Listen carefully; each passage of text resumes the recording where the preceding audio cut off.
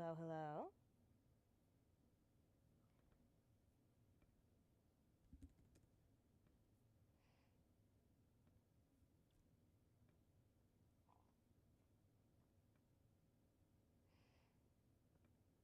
Hello, hello.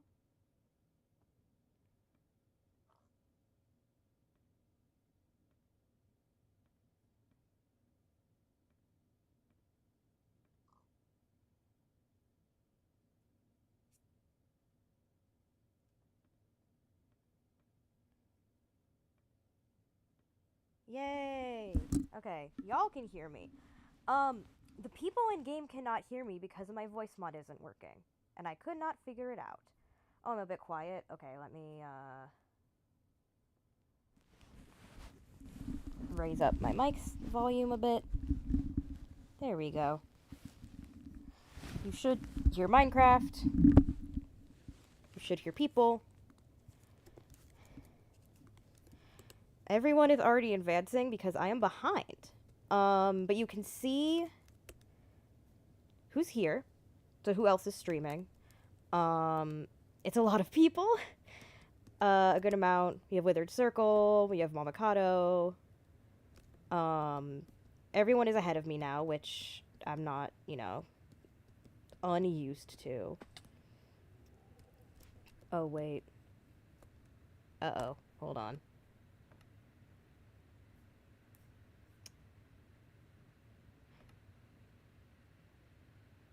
Why is the cow like that?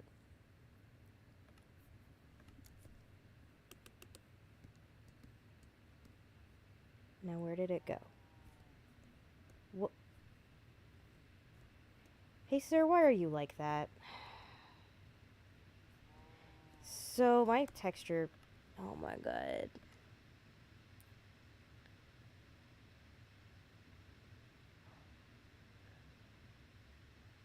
Ay, ay, ay.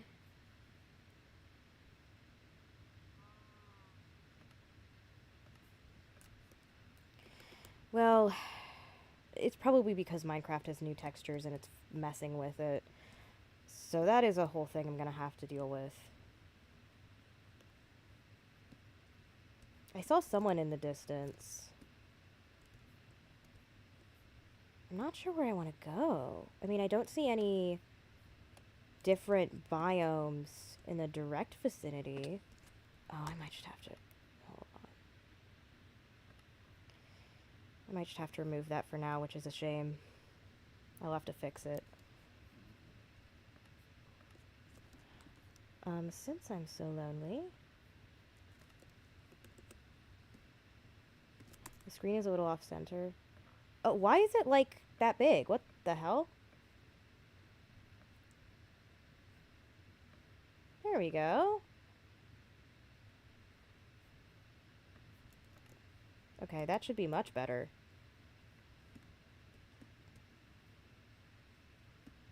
This is Corey. And it's just Corey with an I. You don't need to add the extra E. Oh, I think someone's been here. Someone very messy. Who did this crime? Who committed this? Who killed this?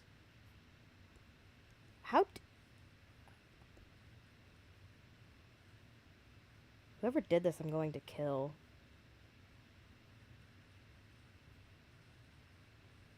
Oh my god.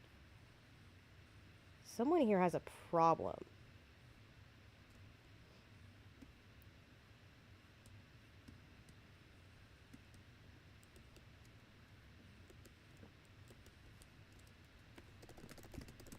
Oh, hi.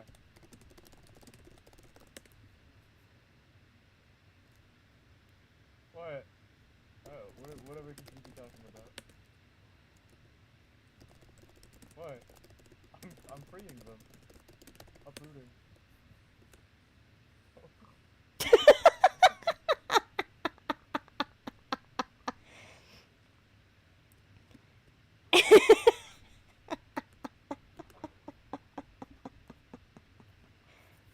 Oh, is bitrate not great?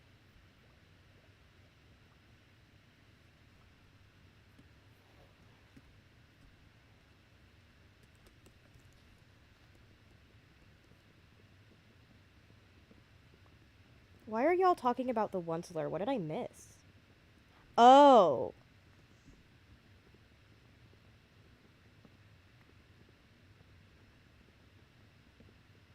You can't mention the Onceler around me. I'm a Tumblr user. It gives me, like, PSTD.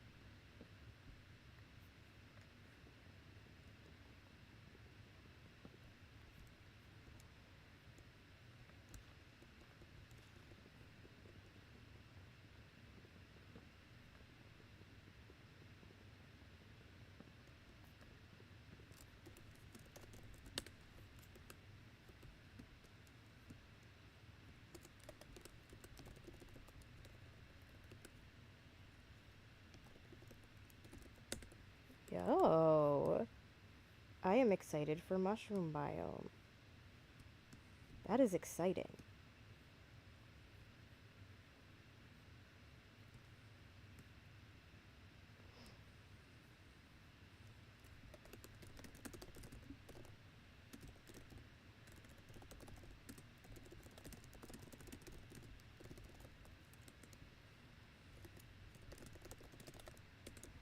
Okay,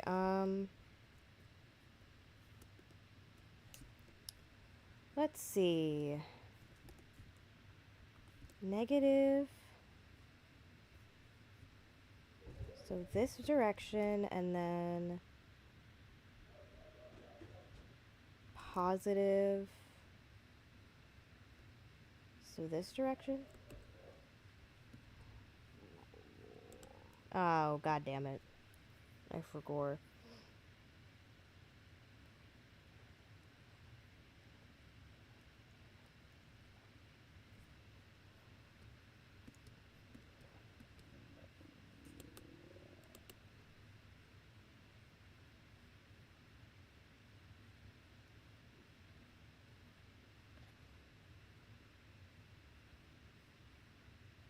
Well, there is food right here, but it might take a hot second to actually get it.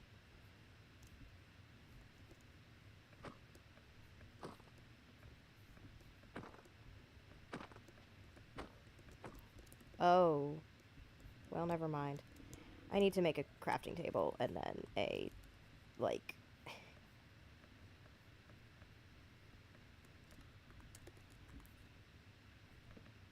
make an axe. Oh, hold on.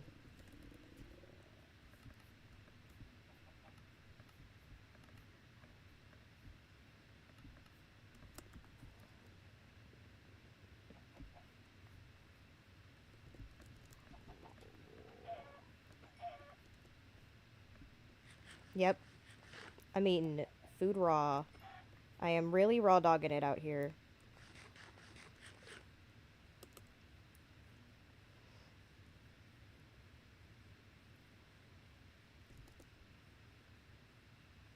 Yeah, I've heard people say good things about Biggering. I actually haven't listened to the song, shockingly enough. Is that the... no.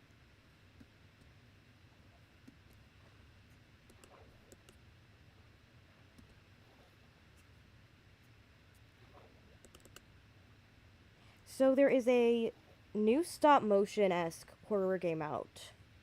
Connie said she likes it. I forget the name of it.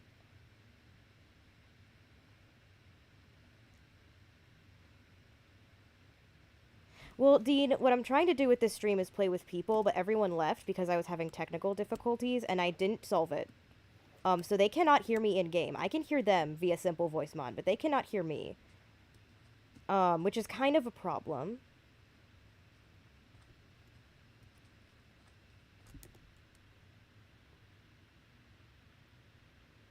Negative 700, negative 1,000. I'm just gonna go by that, because that's the only thing I'll be... or positive 1,000? Wait, that's positive... that was positive 1,000, right?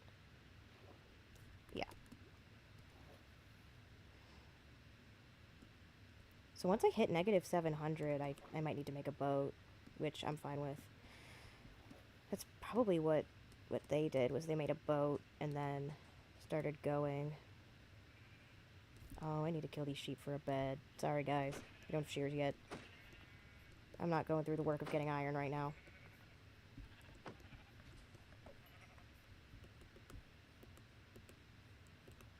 Oh, but I do have mutton now.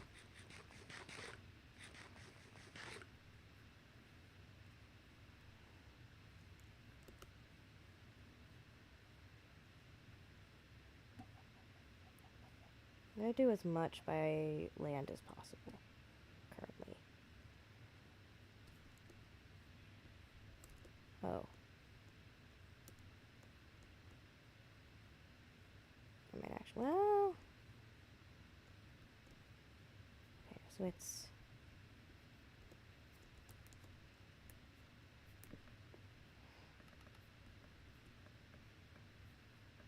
Let me make a boat, thank you.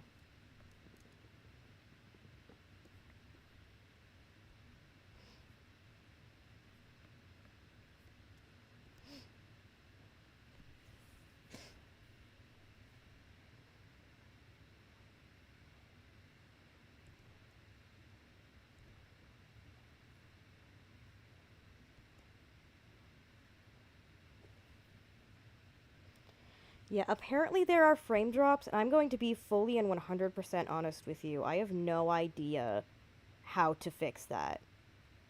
It might be turning some graphics settings down, maybe.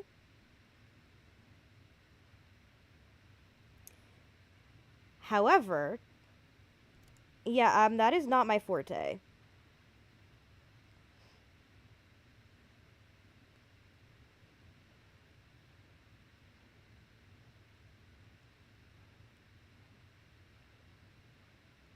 If anyone, could explain me how to fix frame drops like a baby in chat, I would be very appreciative.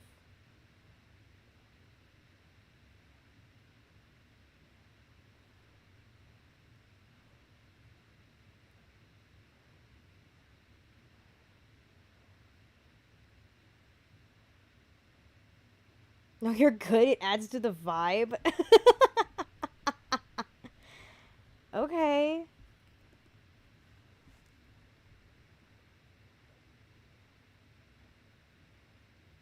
Disable cool graphics, I guess. Let me try that.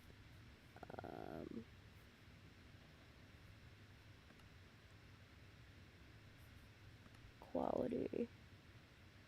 Everything's on fast. Decreased articles might help.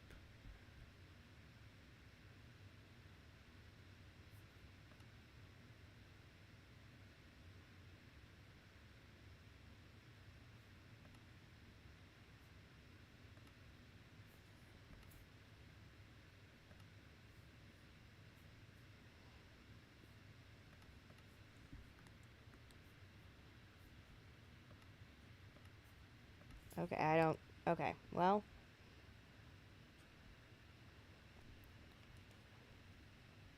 Could be just because I'm voting, maybe?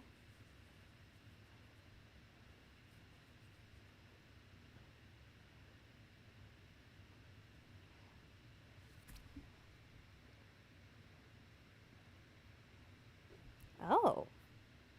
There's a warm ocean here.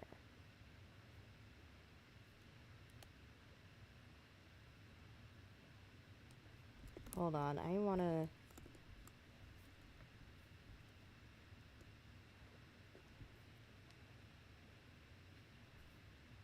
There it is. Let's go. I did not know what I was gonna do build-wise, but, this solved that problem.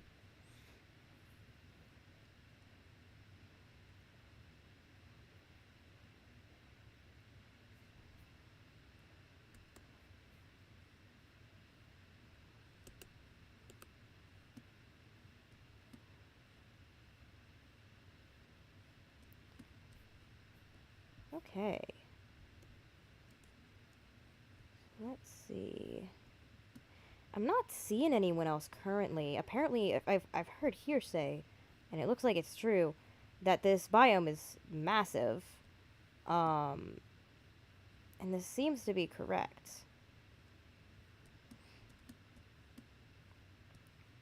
But I would like to claim a spot.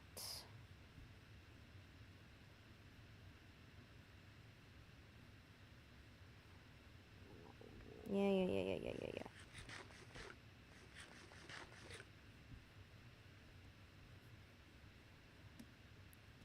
Yeah, someone said allocating more RAM. I swear I have allocated like a bunch of RAM to Minecraft. So I don't know if that's changed. Um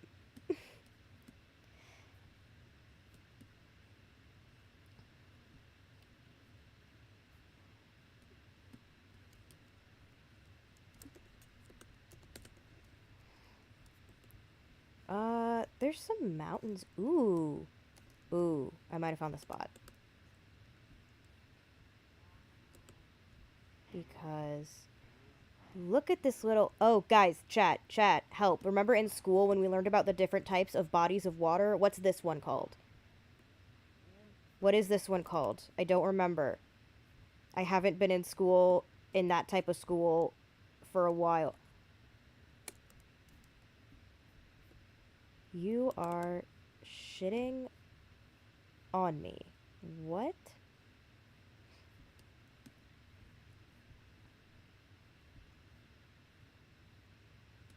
Yo, this goes deep. Gulf. Hell yeah, it's a gulf. That's right. I already have obsidian. People are... No. What?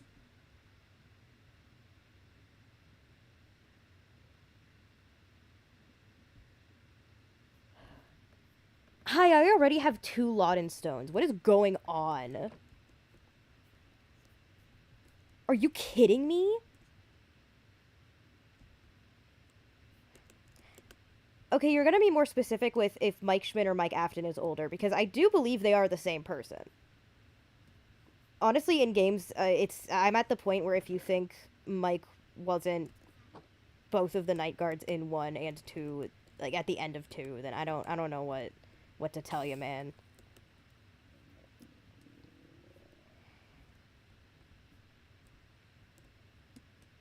I think I want to claim this spot by the Nether portal.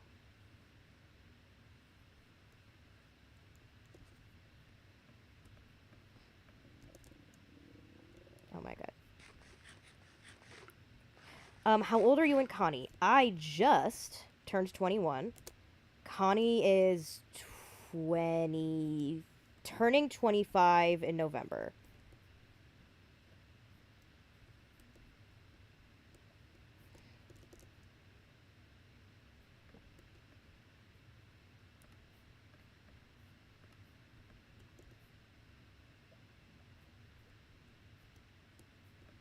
Okay, you say like, oh, everyone in Hurricane is named either Mike or Jeremy. Okay, if there are multiple Michaels, like say Michael Brooks, Mike from Into the Pit, Michael was the #1 most popular name in the 80s, and that hasn't really gone down. So there's that. But Jeremy is just accurate, because if you look at the people with the name Jeremy heat map of the US, it's kind of scary. There's a lot of Jeremys in Utah, and also a lot in Texas, and that's where Scott lives, so he's probably using personal experience.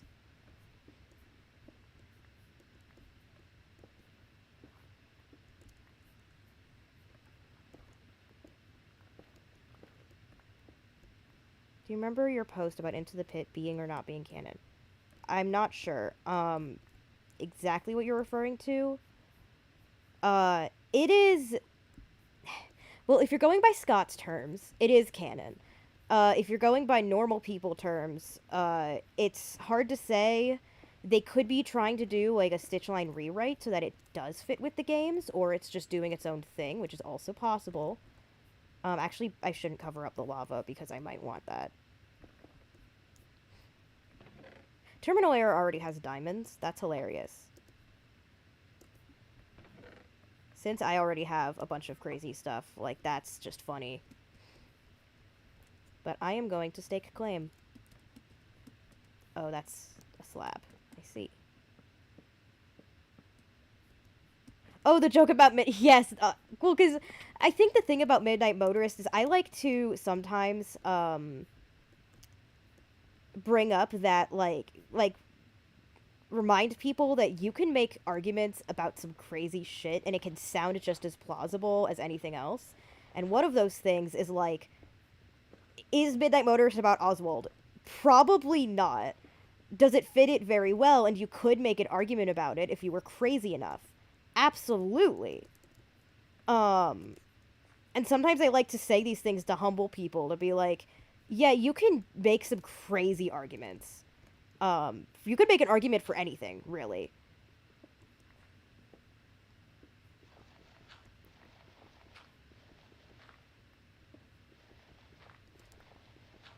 William Afton canonically invented time travel. I don't know about that. However, he would absolutely love to. Are you kidding? He wishes he could invent time travel. FNAF Canon is a series of Schrodinger's cats. It's Schrodinger's Golden Freddy. Like, the entirety of FNAF is Schrodinger's Golden Freddy. Did the cat die in there or not? Probably. As far as I'm looking at it, I've seen Crying Child. I think that kid did not make it out of Golden Freddy alive. Actually, hold on, wait. I have lighting mods. Yeah, when it comes to the simplest explanation, also because, like, when you're thinking of this of, like, a writer writing a story, they're not gonna make something that's super... Like, the reason Kingdom Hearts is super, like, crazy is because they, like, actually did a bunch of retcons, and it's over, like, 20 so years. I don't think FNAF is actually that complicated. I think theorists make it complicated because they either want to problem solve or they want to theorize around what their idea is instead of, like, what actually makes sense. They try to theorize around their idea.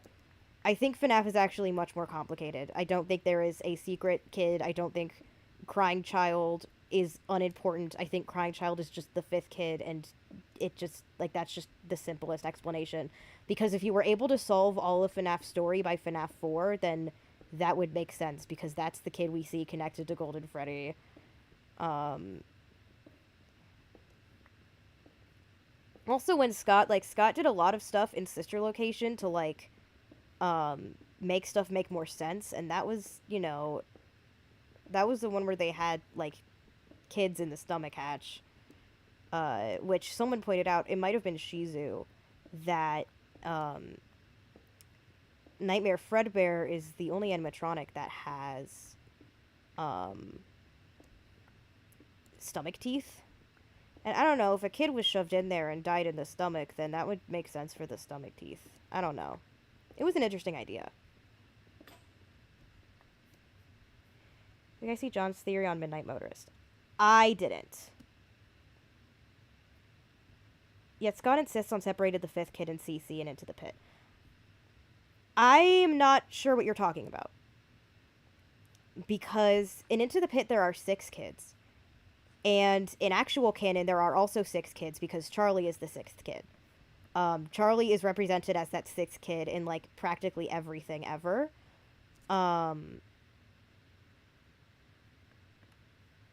You could see that at the beginning of Pizzeria Sim, where there are 5 kids. The one is left and you can't feed it. The one protecting it is Lefty. And that kid, like, glitches into Golden Freddy. Which, as the 5th kid is Golden Freddy, as we been know. That FNAF 6 also has the main screen with drawings being on one side having a Golden Freddy and Lefty, and the other side having the main 4. And then there's, you know, Help Wanted 2 with the Poppets and the Voltron figures. So, you know, I don't know what you're talking about with Scott separating the two. Crying Child is incredibly connected to Golden Freddy, and I think that's just because Crying Child is haunting Golden Freddy. That is the simplest explanation, and there's nothing concrete that disproves it.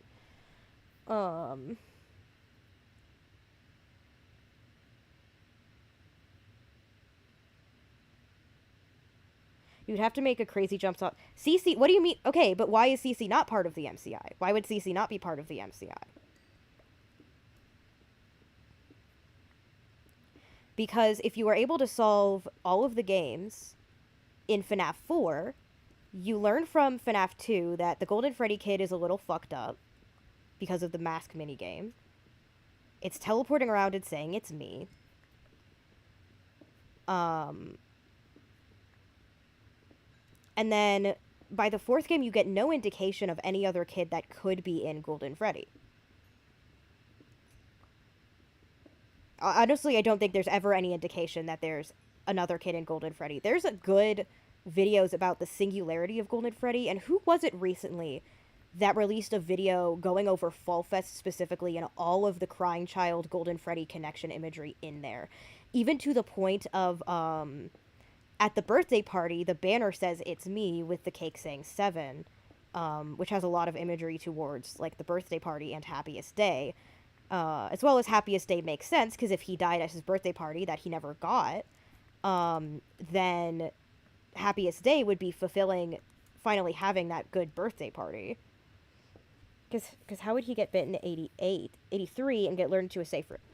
Because if you look at the newspapers, it said they watched on security cams 2 kids get lured into the safe room, and the next day they arrested a guy.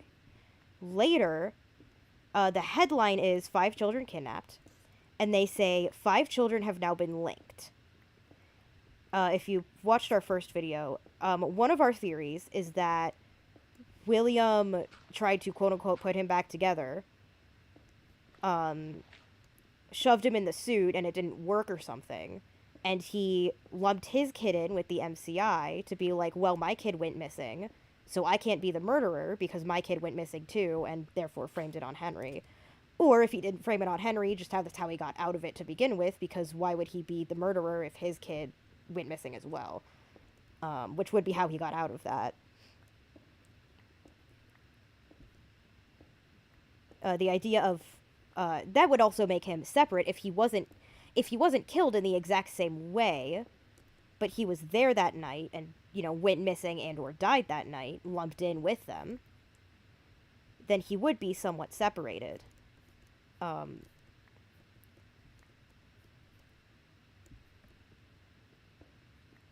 It was Flipside. Flipside, my friend Flipside. Yes, Flipside's video about Fall Fest and how connected, and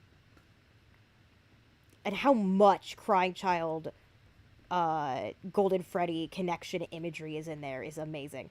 Someone made a video about the singularity of Golden Freddy. I don't believe them because they talk about, like, Cassidy as in Cass as she, as in a 5th kid that has no evidence of existing.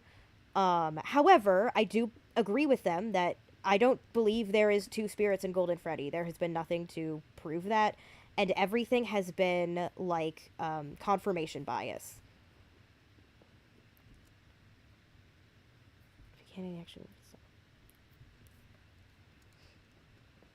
Yeah, I do think Scott plays with continuity a lot, just because it's fun. I just wish he would give us more clarity because it makes theories hard. I would like to theorize in a much clearer space. I think Scott, part of it is also he kind of believes in death of the author, where he doesn't like doing Word of God stuff. That meaning, like, you know, when JKR was like, oh yeah, wizards used to shit themselves, and it, like, didn't make sense because it actively didn't, like, make sense with the second book, where the whole point was that the original creator of Hogwarts made a plumbing system with a snake in it, and then she was like, oh, wizards actually used to shit their pants back when Hogwarts was made, which doesn't make sense. Yeah, that's why authors don't usually like doing Word of God, because they like people being able to interpret from the work itself without having to look at extra homework of what the author said is true, and you could just look at it and interpret it how you want. So I would not be surprised if the reason Scott is like this is because he doesn't want to do Word of God stuff. I think Scott should just showed it in a minigame. It really important for CC to just... It feels really important for CC to just die off camera. I'm not entirely sure what you're getting. What you mean. I think at this point there should be more clarity in FNAF, because I think Help Wanted 2 is them really showing us there's one kid in Golden Freddy, and y'all need to stop being weird about it. Because if there was any indication that there was another kid in Golden Freddy, it would have been then. And I think that kid makes the most sense, and it's the simplest option to be Crying Child, because there is also a lot of evidence that the child within Golden Freddy got spring locked. I think he was placed in the suit because William's a crazy person, and then he got spring locked.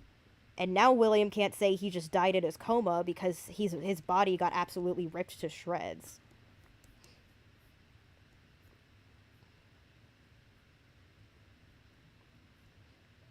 It also said Charlie last. Yes, and I believe them. Rytos said during the first stream when people were talking about Charlie is actually first and this is how, every one of them, even people I respect, has been copium. Absolutely, and I'm not afraid to say that. It has been 100% copium. I can very much see Charlie dying last. I can absolutely see her dying last. Especially because she put all the ghosts in there. So if she died last, then I can see her doing that and finding the other kids after they already died. I mean, they probably were doing ghost shit beforehand, just they weren't, like, as aware as Charlie was able to make them. So yeah, I can absolutely see... I don't have wood to make a crafting table to make a furnace. I may be stupid. Because I had a crafting table at some point. I don't know where it went. It's good to know there's a good cave system down here, though. This doesn't seem, like, too crazy. Charlie 87, we actually talk about it in the video we are currently working on.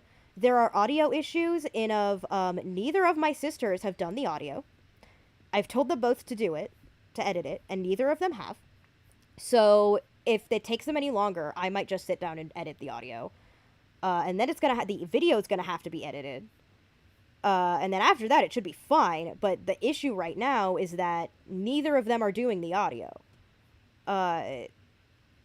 And yes, I'm gonna be salty against my sisters in public, because they're my sisters and I'm allowed to do that. Well, that's what I'm there for. Yes, we didn't want our next video to be a FNAF one, but that's just how it happened. It is talking about various DCI theories, and we do talk about Charlie 87. I think there is a good amount of, evidence for Charlie 87. If it turns out that wasn't the case, then, like, that's fine. I'm not going to be flabbergasted. However, I think there is a very good case for it. I don't,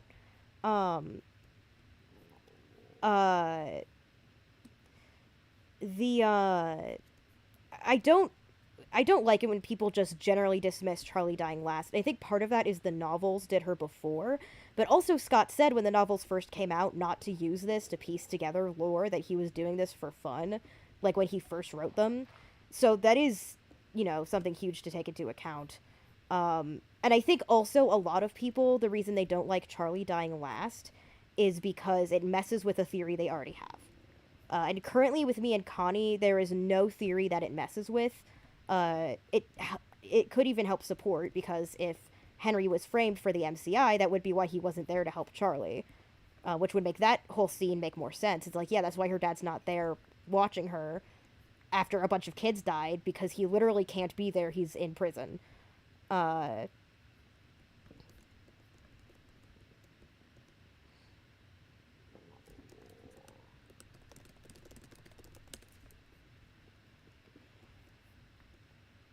However, I don't just like Charlie dying last because it supports theories. Mostly when I first saw that, I just went, oh, okay, I'll have to just restructure my thinking. As well as a lot of people who think that also will argue that grave order isn't the grave order. I can't see the grave order meaning anything else than their death order, because release order would be this. If Happiest Day happened, they all passed on at the same time. So release order doesn't matter. I don't see any other order it would mean other than death order. It's literally you hit their poppets on their graves. I think that's the order that they died. And I think that's them very concretely telling us the order that they died. And I think we need to, like, kind of stop arguing about it and move forward. But, you know, people are going to... The one thing people have said is Henry says, like, a wound first inflicted on me. However, he is not specifically talking about Charlie at that moment. And it is something where... we are going to get a game set in 1979, so we could very well learn what he's actually talking about. He could be talking about something else there. The wound first inflicted on him doesn't necessarily need to be Charlie, and if we're going to find out, we're going to find out now.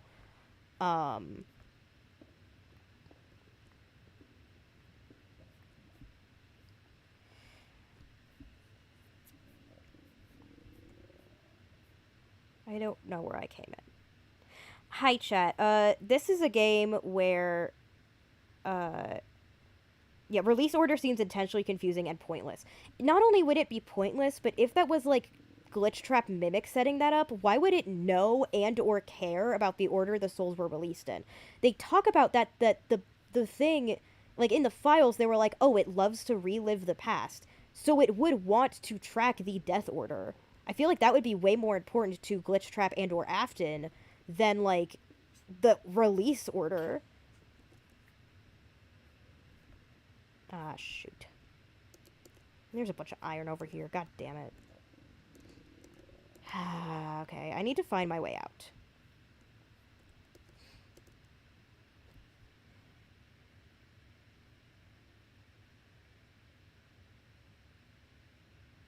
Yeah. I think also part of it is people are I'm also way easier to wrap my head around bite victim as Golden Freddy Kid dying afterwards because we don't know how long he was in a coma. There's also the possibility that in this world MCI happened before FNAF 4. I don't think so. Just because consistently in other media they set the MCI in 85. It would be weird for them to do it differently in another thing. Not impossible, but there's so much other media where it's in 85, where it's probably in 85. Um, yeah, sorry that I keep wandering back and forth. Hi, chat. This is a game where my location blindness is really obvious. I am location blind. I have a very hard time remembering where I came from and where I'm going. I am Cotton Eye Joe, and I found my way out. Thank God. I think the books are their own thing. The games that right now are simply adapting character story elements from the book to make the lore easier to understand. I could see that. There is a very prominent theory that is very possible that the Into the Pit game is reworking Stitchline stuff to make sense in game canon because currently if you actually like, if you're like going with like Gibby's book club of reading the Frights books, they don't even make sense within themselves. There's a lot of conflicting information, um, even within themselves. It's a lot. Uh,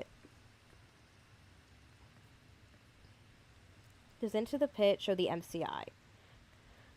Because okay, Into the Pit is interesting because they show 6 kids at once instead of 5, and they are all in one room, and in Into the Pit they are like found in a room with party hats, but also Into the Pit is like an agony memory recreation. So I don't think we're going to get super many exacts in that way when it comes to Into the Pit. However, I think the date being hammered home, that's 85, is important because that was also the date it happened in the Silver Eyes. And again, Silver Eyes not meant to be used to put together stuff. However, that's two separate huge things of media that, really said it's 85. So I wouldn't be surprised if it happened in 85. Just because they like to say that a lot. However, it's FNAF, so if it turns out to not be that somehow, then I'm not going to be surprised because the puppet was there before FNAF 2. Henry made the security puppet that didn't have the purple tears on it before. Yeah. Oh, I think you might be confused about Charlie 87. The idea is that she died during that first week, or early in that first week, of it opening. Just long enough that that the idea is that she started haunting the puppet really soon before we play as Jeremy Fitzgerald in FNAF 2.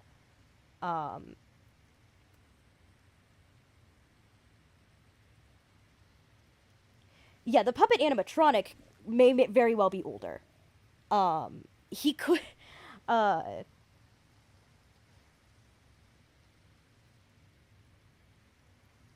no, it was the FNAF 2 location. Fazbear Entertainment, I'm not sure what you're referring to. Also, I am always really behind on watching other people's videos, but Connie really likes your videos. She watches them during work. So what's up, Fazbear Entertainment?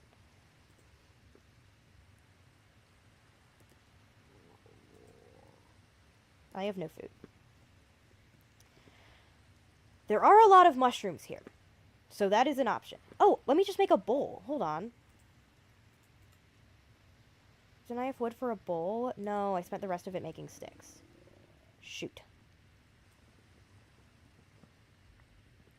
Which Jeremys do you think are the same person? Probably none of them. Oh, wait, untrue. Oh, what was the story in Tales from the Pizzaplex? Where it's a guy named Jeremy and it's like his birthday and he gets glitch trapped or whatever. That could very well be right before the Jeremy that chopped his face off. Those two could very well be the same Jeremy. All of the others are different Jeremys. Because, as I've stated, if you look at the heat map of Jeremys, there are so many Jeremys in Utah, it's insane. As well as Texas, which is where Scott is from, so he would be taking from experience. The Prankster! He really used the same name like 3 times. It's a very common name in the area.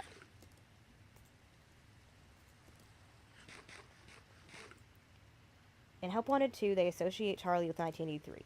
There is that. That one's a weird one. In general. Because why is she in the 1983 sister? What it might be, the other option is either they are associating her with the code in 1983, or they are associating her with the sister location bunker. Because that was just the code in the sister location bunker. Like, that's just what the code in the office was. So either they are...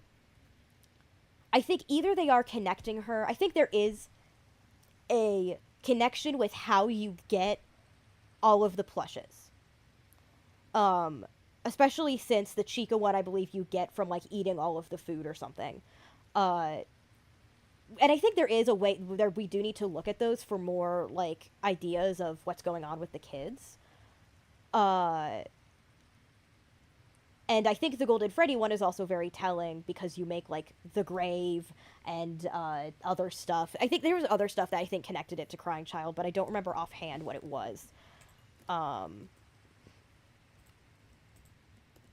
But it is,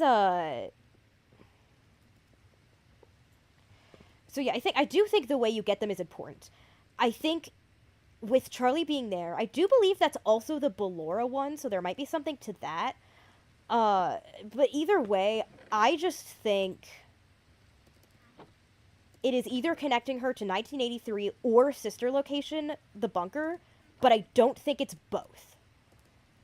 I don't think it can be both. They're connecting her to either one. If they're connecting her to the sister location bunker, that is very interesting, because Charlie is, like, incredibly absent in sister location-esque games and everything to do with them. However, her and Elizabeth have a, like, character parallel thing going on. What if Steelwool has gone off the rails and they aren't listening to Scott? I don't think that's the case. See, I think it's the opposite, because as he said in the interview, in Security Breach, he didn't tell them anything and asked them to glean it. Hence why the princess thing was named Cassidy and was changed later. Scott said he didn't tell them anything, and so they made wrong information. Like, the Cassidy sprite was changed, like the name of it being Cassidy was changed, but Charlie Door wasn't, which means one was something Scott didn't want, and one was. I think because the princess, every soundtrack in Princess Quest is a song that is connected to Charlie, so I think that's why it was not named, that she is not named Cassidy. I think Steelwool is Scott is actually telling them shit now, and that's why there seems to have been a 180 from Security Breach. I think this time they're actually, like, listening. I could make armor as well, but I think I want to focus on pickaxes. A series Bible type document. I don't know. There might be that Scott has that only Scott's allowed to have. The series Bible might be Scott himself, which one person is better than multiple. Because, then the issue is, like, if he decides to change something, no one will ever know. But I trust him when he says he only made one major retcon and people didn't notice it. And I specifically trust him because he is one of the few things we know about this man is he is like religious, and I have the innate want to trust people, and the Bible says not to lie, so I kind of believe him when he says that he's not lying. I kind of believe that I have more an inclination from him than other people that he is not lying, because that is a pretty big thing that you don't do. He could be lying through his teeth, and I'm giving too much trust in people. However, currently with what I know about him, he's probably not, especially because he doesn't have a history of lying. Why does Ruin have so much Princess Quest imagery? Well, I think part of that is Ruin follows the plot of Princess Quest as well. I think probably because either because Cassie is connected to Charlie and the Mimic wants her to be a Charlie. Cassie is connected to Vanessa she's going through the same process of becoming a Vanny, and that's what Princess Quest was about, hence why she's following kind of the same plot as Princess Quest. Or other stuff. That's another theory of why the Princess Quest sprite was named Cassidy, was because it was meant to be Cassie and someone misheard or like wrote it down wrong or something. Which is also possible. I think Scott has enough. Yeah, I think the little I know about Scott, he seems like just a genuine person, and I don't see why he would lie just to fuck with people. The only fucking with people I've seen him do is like just funny stuff that isn't going to be actually fun, like troll games, like he's never done anything hyper crazy. I think, and once again, I think FNAF is actually is actually simple. Just it has the issue of it is a simple puzzle, but the pieces are like missing and on fire and cut up and purposefully hidden in the couch sheets, and that's why it's hard to solve. The puzzle is like a 10-piece puzzle, but all of the pieces are extremely messed up, hence why we can't solve it. You guys, me, and Shizui on one side and everyone else on the other. Yeah, we are the Cassidy, Golden Freddy, Kasashi does not exist believers. We are the warriors. When do you think each FNAF game takes place? Game-wise, 2 is definitely 87. That one's very obvious. FNAF 1, super late 80s, like 89 to early 90s.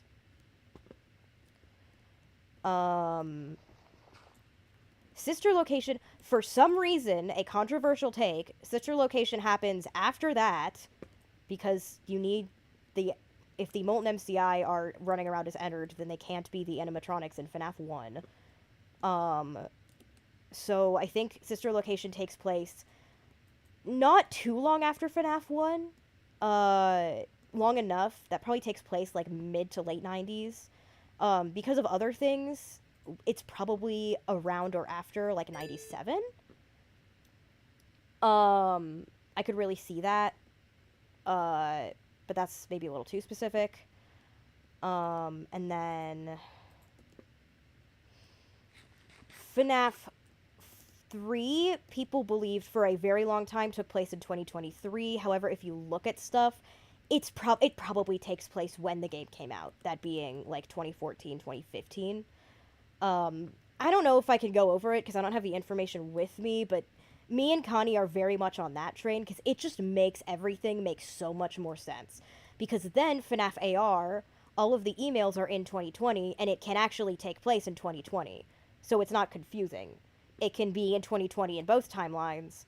And then FNAF 6 probably happens because of FNAF 3, probably happened about when it was released, which I think was like 2018. I might be wrong. I could really see that just taking place when it released because of that. Um, and then like so then that security breach doesn't go into like the 2030s, 2050s. It's probably just like, you know, slightly in the future instead of like way in the future. Um, Especially because in 2020, like Vanessa was already being transferred over and stuff. I just think like overall it makes more sense. Oh, FNAF 4? Oh, that really depends. I mean, the Crying Child segments are 83. Uh, there is.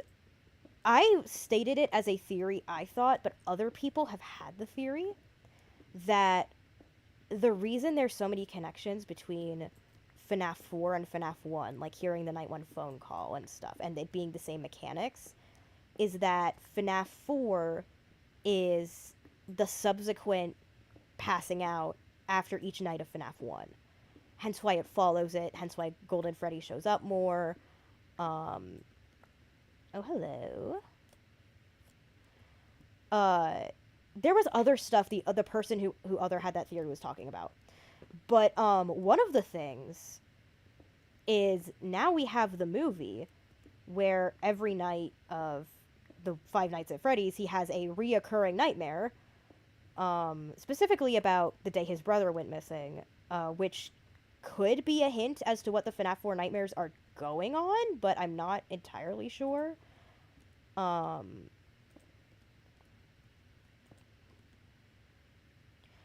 Security breach 2035 did seem like a thing Scott told them to put in, but I'm not sure.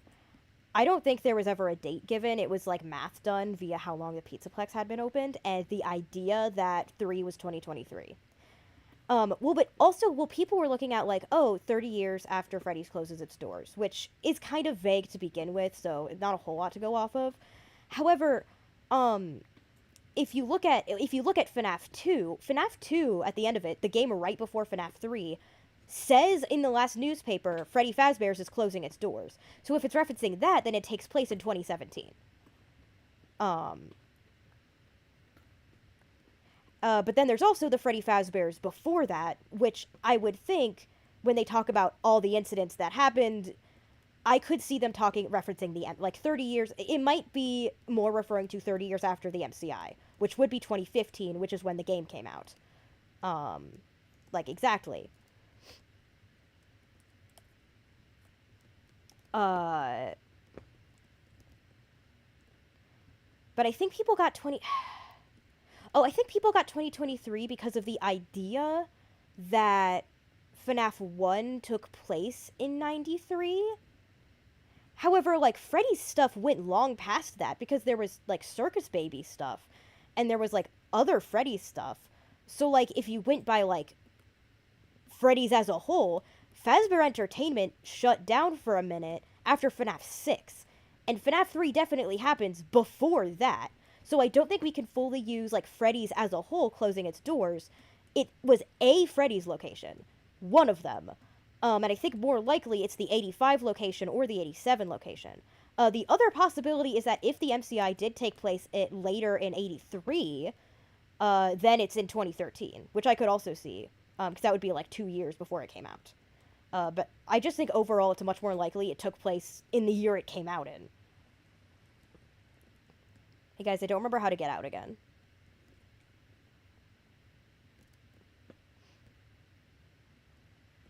Oh, bye Fazbear Entertainment. Sorry I didn't see you leaving. Have a good time. Oh my god, I'm going in circles again. I don't know how to get out. Help. Help. I'm a lost child. I don't know where I am. But it could refer to 30 days after the MCI. I think that would also make sense because it's so about Springtrap and how he killed kids that it being 30 years after he killed the kids would be like... I mean, 3 is a magic number, dude. There's also, like, biblical implications to the number 3, but Scott has said he tries not to put, like, too much biblical stuff in the games. Probably because he made a whole, like, Pilgrim's Progress game and he got so sick of, like, Christianity and video games that he's like, I'm not doing that. Um,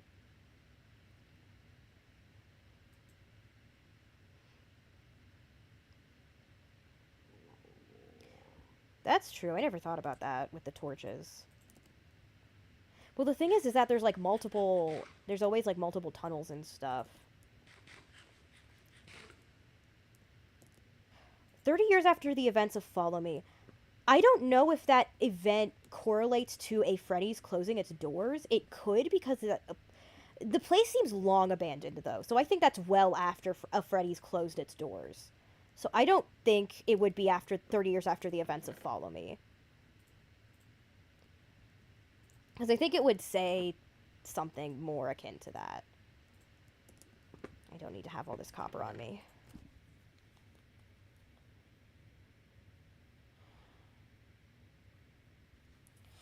So here's the problem. I would really love to build with mahogany. Hold on.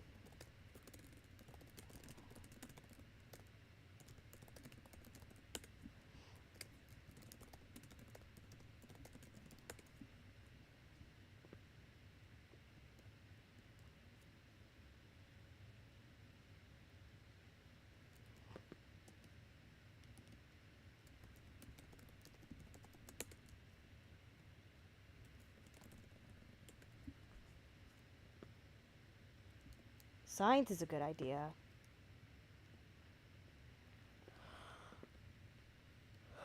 I could also use... Pale wood would also be really good, but that's more rare.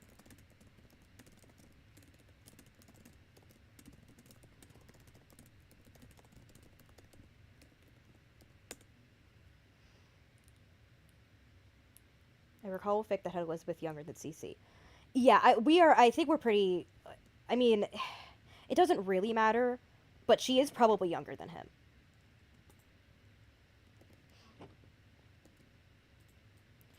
Probably not by much, though. Because I fully believe that girl with the bow in the front lawn with the... She is in front of Elizabeth's room. She has the rest of the set of the toy animatronics. The Freddy in there has its eyes lit up, which means it is in the Afton household. She has the exact same clothes and hairpiece as Elizabeth. I think that little girl in FNAF 4 in front of our lawn is Elizabeth. And by exact same, like, it's like almost the exact same colors. The only it's like the differences of like Mike's skin tone between Ford to sister location. The inciting incident of FNAF. Now it's hard to tell because of Secret of the Mimic. However, of the main FNAF plot, probably the Bite of 83, there's probably lead up to the Bite of 83, like the reason Mike is, like the probably already parental abuse and potential trauma beforehand that they went through that made Mike act like that made Crying Child so scared, that, there's probably other stuff that happened before that to cause the Bite of 83, but that's probably the biggest inciting incident, and I think, part of that is because Crying Child is Golden Freddy, and that makes sense, and that would be why that game's important. Because if that's, like, that would make sense. It's like, oh, because if it's... Because as a storyteller, I don't see why Crying Child existing and not being important later, or just, like, existing and being like, oh, this is what caused William to do all this, but he's not in anything. I don't think that's the case. I think he's in Golden Freddy, and he's the most messed up spirit because he hasn't seen his body, and also he just had a lot of agony, so he's just completely incoherent and doesn't know anything that's going on ever. When do you think Elizabeth died? That is the one I kind of care the least about, because I don't really care. She could have died whenever. Post-FNAF, definitely post-FNAF 4, as in the Crying Child minigames, because she's in that game.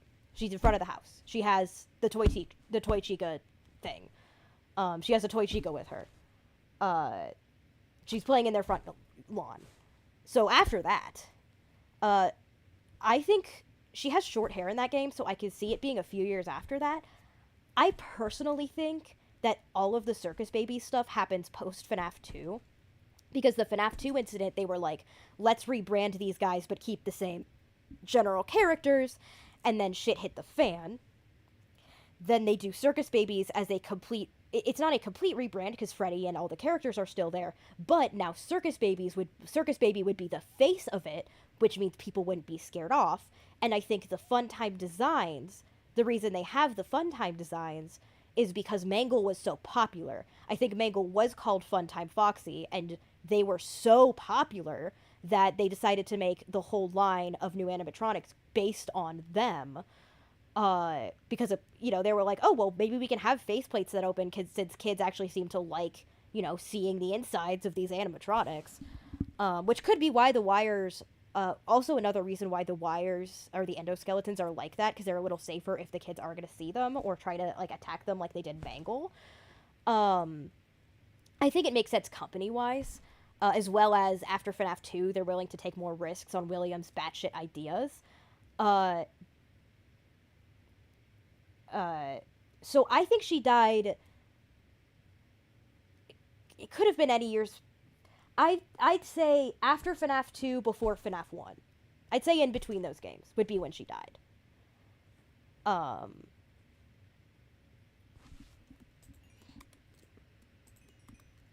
What's interesting though is because like there's different interpretations, and then I think there's like not seeing character traits that are there. And one of those is a lot of people like to say or portray Elizabeth as a favorite child, and she could have very well been favorited. However, she was also definitely like she was not spoiled. She was absolutely neglected, like heavily.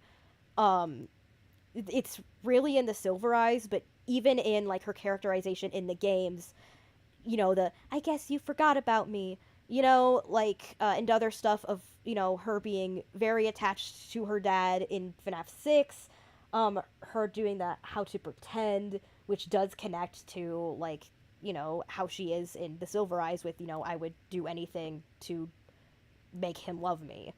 uh it's I think even if he did like her, which he probably did. Will probably did think he liked his kids, even though he treated them like shit. I think at the end he probably just wanted Mike to die for his own reasons. However, I think Elizabeth was absolutely a neglected child, and too many people kind of ignore that. Do you think that Glamrock Freddy is possessed or meant to fill an Afton family mimic role?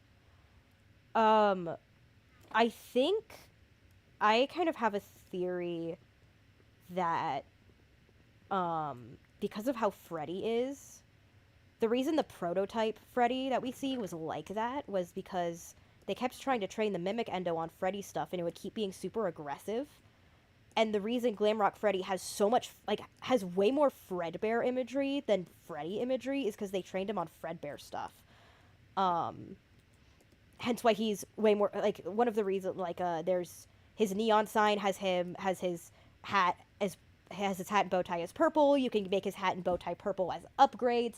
The imagery of his head being chopped off.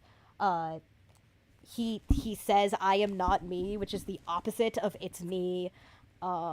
He's more yellow than Freddy. He has a lot more Fredbear imagery than Freddy, and I think that's because they could have very well trained him on Fredbear stuff. And one of the things that would affect is that would be why he was way closer to Bonnie than the other animatronics, because any Fredbear footage or stuff they would have would be Fredbear and Bonnie. And Spring Bonnie. Do you think Gregory is a robot? No. No, I do not.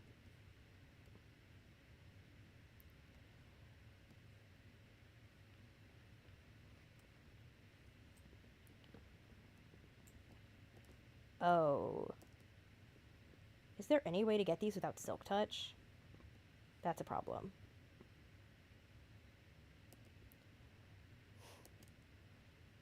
I do not think Gregory is a robot. I highly doubt they are doing a Charliebot plotline, especially because when it comes to Charliebot, she is a doll haunted in some way by the spirit of Charlie Emily, who is within a bigger robot that it controls.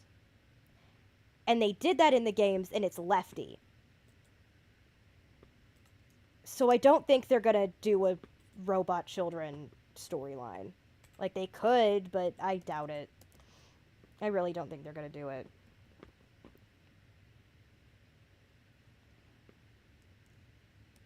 I might need to build a quick underground base until I get, like, good materials.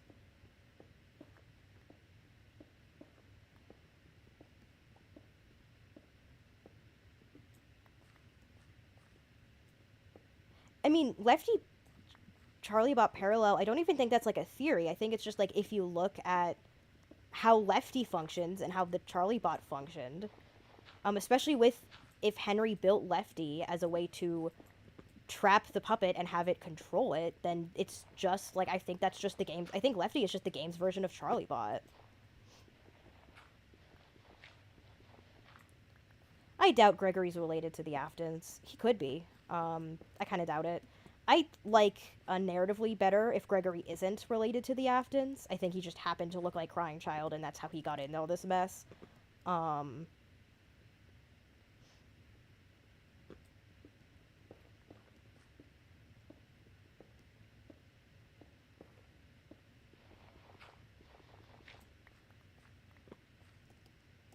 I do have things to make a bed. I may be stupid.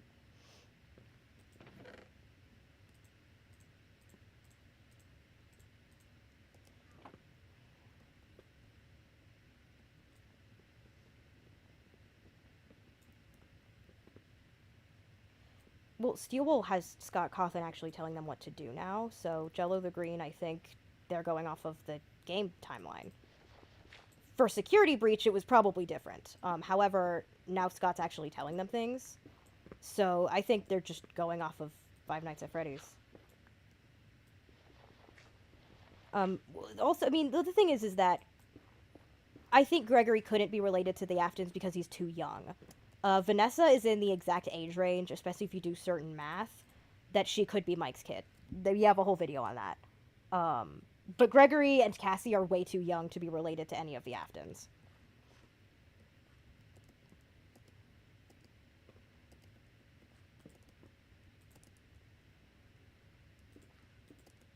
The problem is I can't get more wood here. I might need to go back to my boat so that I can, like, get trees that I can plant.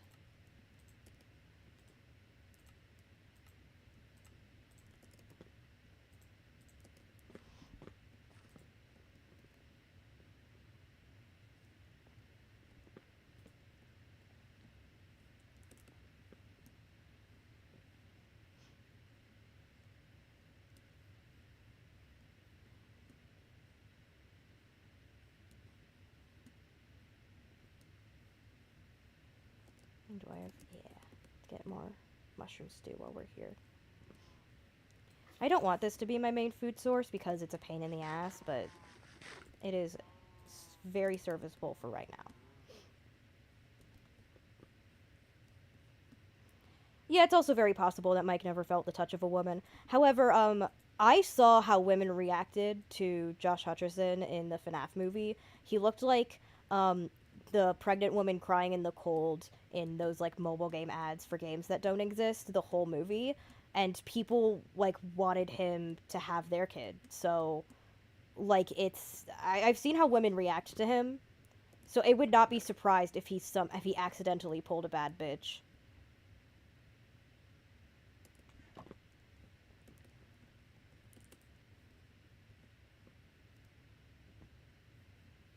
I don't think post-death he would be able to have a kid, because A, he wouldn't want to, he's living in the shadows, but also B, he's dead, there's no blood flow, I don't think, also, he's, like, decomposed, and Remnant has no, like, Remnant can't regrow limbs, it can help with diseases and maybe minor healing, but it's not gonna, like, do anything crazy. And even if he had that, like, Ennard took most of the Remnant with him. So, I don't think Mike was doing anything post getting scooped.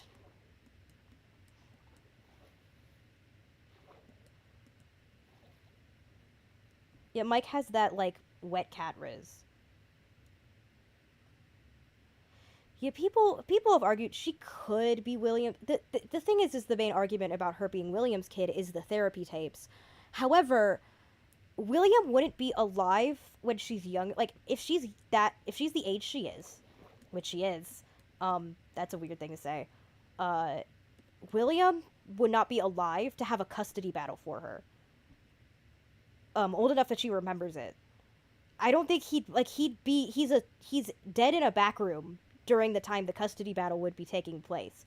Especially if well, that was also another reason that 2020 makes sense for AR because they have her as Nessie 97, and the reason I think it's the year 1997 is that the age they put her as in that game would be her, I think 23, would be how old she is in 2020 if she was born in 1997, and those numbers add up way too well for me. They just add up way too well. They add up way too well for that to ignore, and I think that's what they were getting at. And if she was born in 97, then I don't think Springtrap was around. I don't think William Afton was around to have a custody battle. He was dead in a back room. Follow Me 2010 makes it possible. Maybe. I don't know about Follow Me 2010, especially because the idea is that Springtrap was in that back room for a very long time.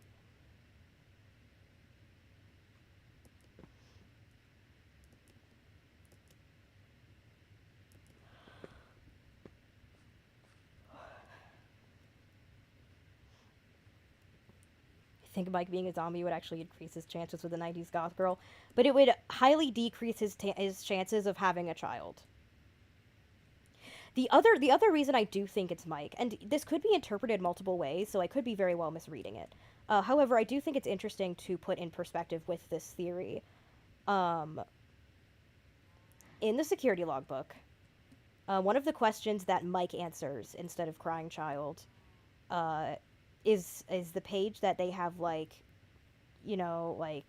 something about liability or whatever the hell, usual Fazbear joke, and then something about night shifts can be lonely. Who do you miss at the end of the day? The Faded asks, presumably to Mike, do you miss them? And underneath Mike has three little scribbles of hearts. Mike doesn't do scribbles like that. Like all of his scribbles are very like specific. He's not like drawing little stars in the corner and stuff. It's the only that. It being three hearts specifically could mean three people, or they're asking Mike who he misses at the end of the day, and hearts usually infer someone romantic, which, you know, it's possible there's a lady we've all been missing, a second Mrs. Afton who's completely plot irrelevant. We love to see it.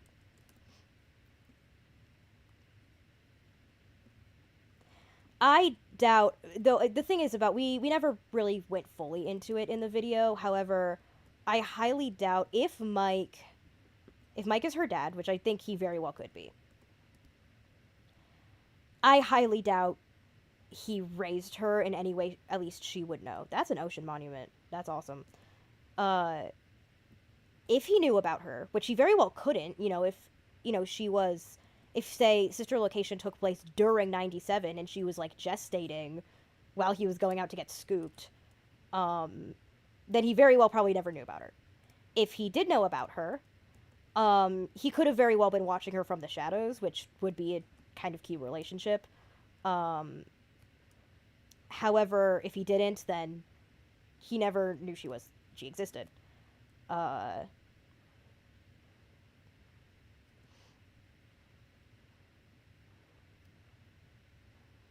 do you think the ball pit was actually time travel? No, I think it's agony. I think Return to the Pit is an absolute clusterfuck, and we shouldn't look at it for literally any information.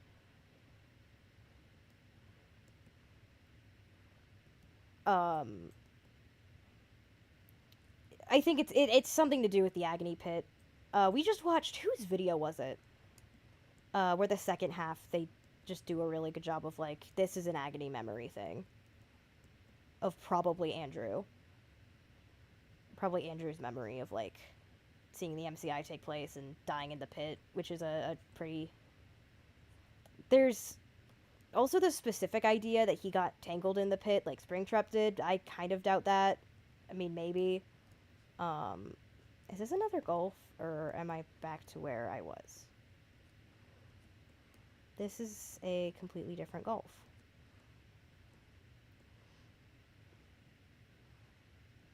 However, not a bad spot.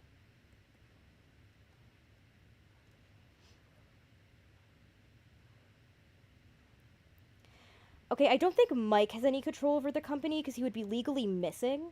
Probably not legally dead, but I could see him legally missing.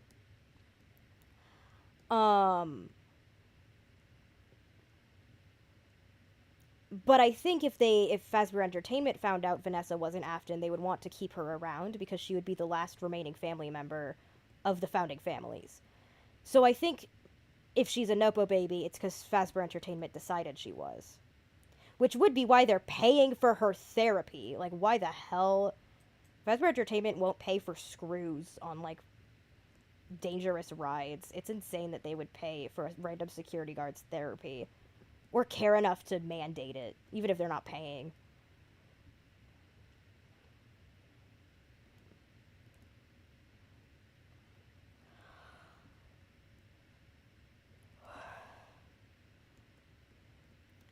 Sammy, it doesn't exist.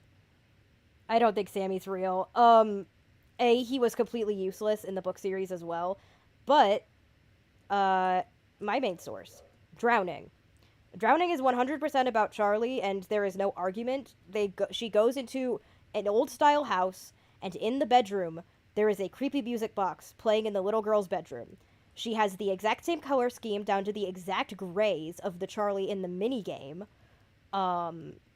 And she has a green motif being the same green from the bracelet in that minigame. That girl is, as well as she died in the rain, that girl is absolutely Charlie. Which makes sense with all the Nightmare Owned stuff going on in the Pizzaplex.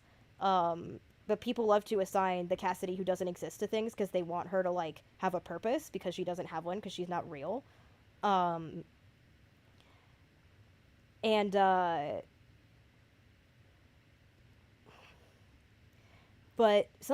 here's why, so I think Drowning is about, like, that's a different thing. However, it is connected. Drowning is about Charlie. We have to accept this.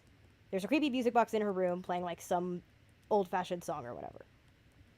So, in that house, there was a family portrait of a brunette man, a woman, and a daughter. There is no son. The thing is, you would ask, even between universes, how is this possible? Because if one twin exists, the other should. And I raise you, I think Charlie absorbed him in the womb. Best option I have for why Sammy doesn't exist. I think Charlie absorbed him in the womb in this universe, and that's why it's different.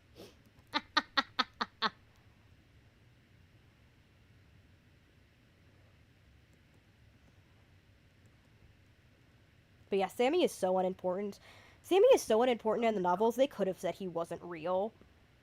And Charlie made him up. And, like, that would make sense. Just as much sense. That would make actually more sense than he's still alive out there somewhere. Yeah, Game Charlie is more powerful because she's both twins.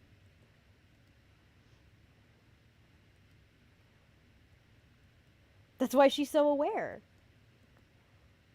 It's like Beyond Two Souls or whatever. Sammy's connected to her.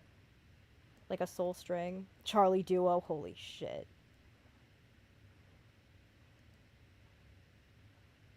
The new meta. That's what I'm calling it now. I'm calling it Charlie duo. She absorbed her twin in the womb.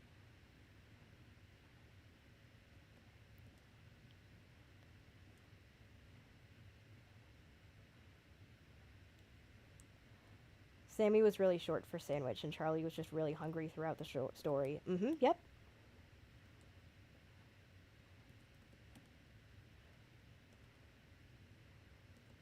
Who do you think is older? Gregory and Cassie are probably the same age. But if you're getting to, like, birthdays, I don't know. I don't think there's any real good indication.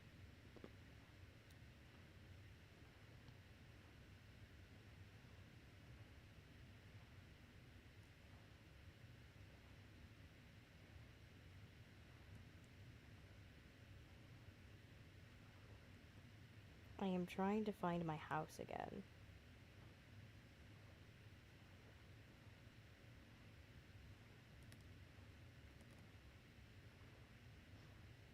But I think they're right, and this mushroom area is huge.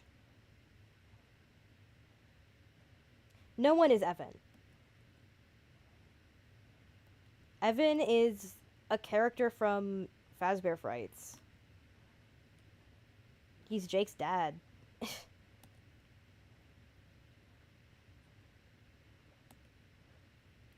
Evan is an employee at Steelwool Studios.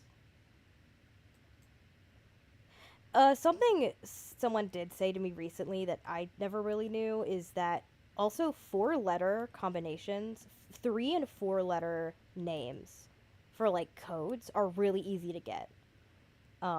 Because you know, the shorter the name, the more likely it is to get like letters that make a name.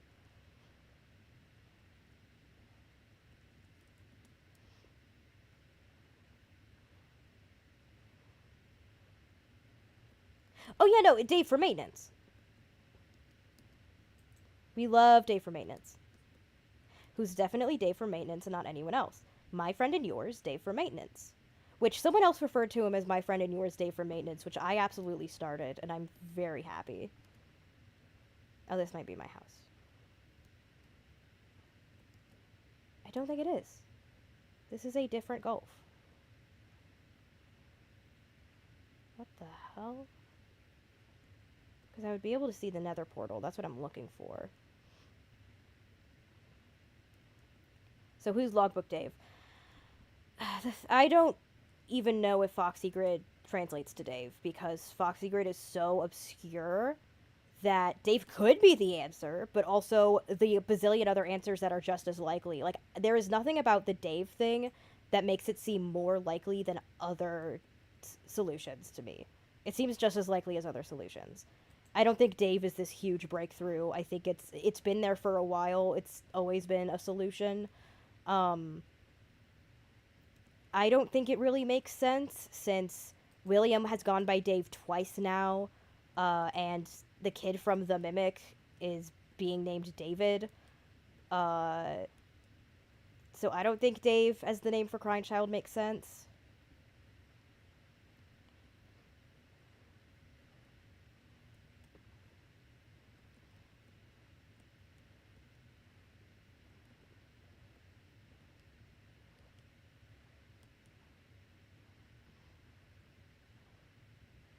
Backwards Dave said by a person with a cold.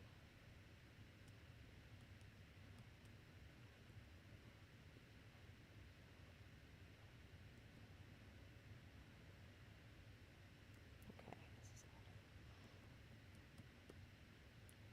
Dave still feels like it's too easy to get through random luck. Yes. I would be, if it was like, say, David, literally the extra letter of a 5-letter word makes a huge difference. Oh,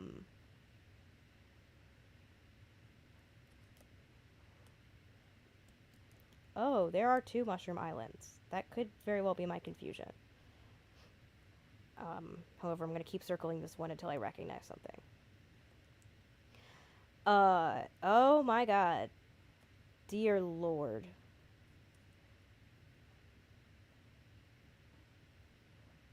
I don't know. Okay, the who is more evil, Chucky or William Afton? I do not know enough about Chucky. I have not seen the Chucky movies, so I would not know. However, Chucky is more supportive of his gender fluid kid than William Afton was ever supportive of his children. So I think William Afton is more evil. He's a worse father, if anything. Found it. Let's go.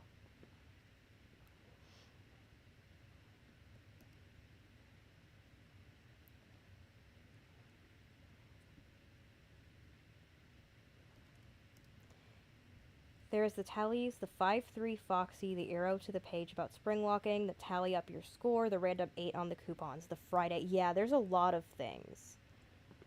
Yeah, I think it would be really funny if we solved the Foxy grid and it said, "My name is David, Dad, where is my ice cream?" Because that would be, like, then I would know time travel is real.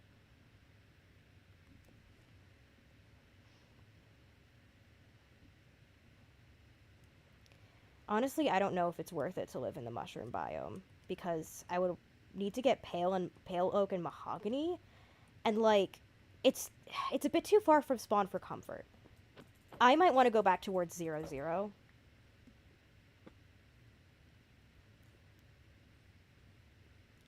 Well, that's the thing where like um the same. Well, I have the same um scrutiny towards David that I have towards Evan, as well as like when people just find Mike. I've heard people find there was the one code that people found it's me Michael in the Foxy grid, which could be possible. I could see it. Um I am now leaning away towards Faded Text being Michael, just because Faded Text seems to be talking to Michael in some of the things. Um However, people have found that. People have found my name is Springtrap, which would be a reference to um, previous stuff. That being the teaser for FNAF 3, where he says in like the post about it, my name is Springtrap.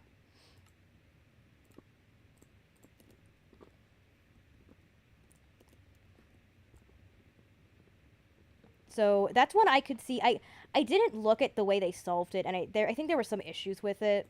But that one seems plausible just because it would be a reference to a previous thing. I think it's pretty likely that Faded is Charlie, because that would make sense. It would also be interesting if it was William, because that would be like a fun surprise.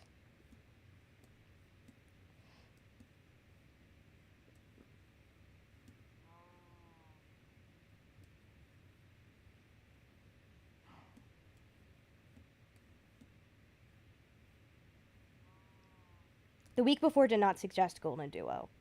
If someone told you it did, then they are absolutely lying to you.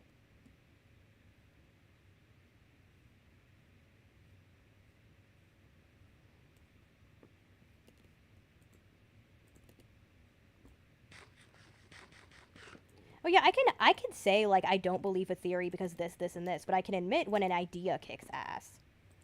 People have said that about our theories, and I can respect that. It's like, okay, yeah, we didn't present the evidence in a way that spoke to you, and maybe you have some, information we don't, or you're seeing it in a different way, or it goes down to pure interpretation, or just you want to stick with what's comfortable. All of those are generally fine. Um, I mean, the last one can be really toxic, but if people are more admitted towards it, then that's fine. Um, William sucks, though. I don't want it to be him. Yeah, it would make the logbook less sweet. However, he would know all of those things about Crying Child. Maybe more than like I don't know why Charlie would know all those things.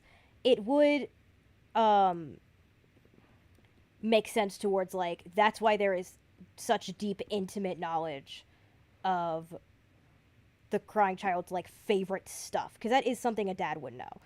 Even if he was neglectful, like, oh, yeah. Yeah, I want to be closer to Spawn. Just because in the test we did, I was not close to Spawn, and it was such a bitch. Oh my god. Like,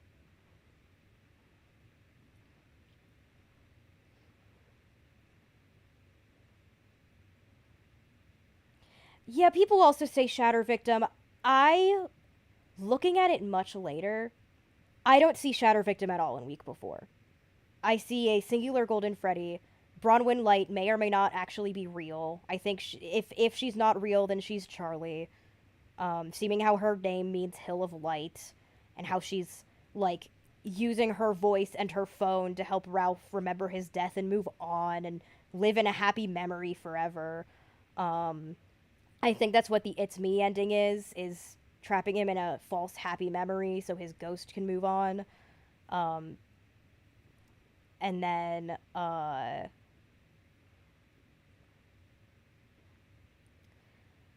I think Golden Freddy is pretty singular in that story, actually. Um, there's more it's me's wandering around, but also if Ralph was stuffed in the Golden Freddy suit, that could be very well why he said it's me. Um, could be also why Bronwyn is able to talk to him if she was real and stuffed in the same suit, then that would be why. Um, however, I don't see Shatter Victim. What does it mean that Chica's B came off in that one game? I think, in retrospect, Scott was trying to tell us that she did the bite of 87. And her beak has to do with that. Because, you know, in UCN, she says, the line, I believe, is, where's my beak? Lodged inside your forehead, of course. As well as Funtime Chico was, like, just never used, which if she did that, then that would be why. She has her beak come off every night. So I think that she tried to bite his head and the beak got lodged in, which was why there was so much damage. Is that it legit got lodged in his forehead, which would cause a lot of damage.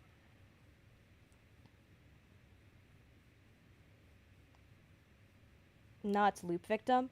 Do you mean that in a Crying Child is also in a loop of the week before he died? Because I very much can see that, if not straight up believe it. Especially if this is a spirit that doesn't know that he died and has not seen his body.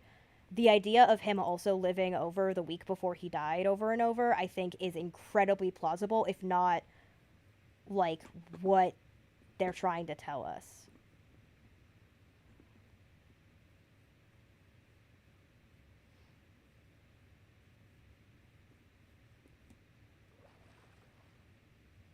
I feel like if it was loop victim, FNAF 4 would have a... I mean, maybe not, because he has yet to break the loop, I would say. I'd say breaking the loop would probably be something to do with opening the box.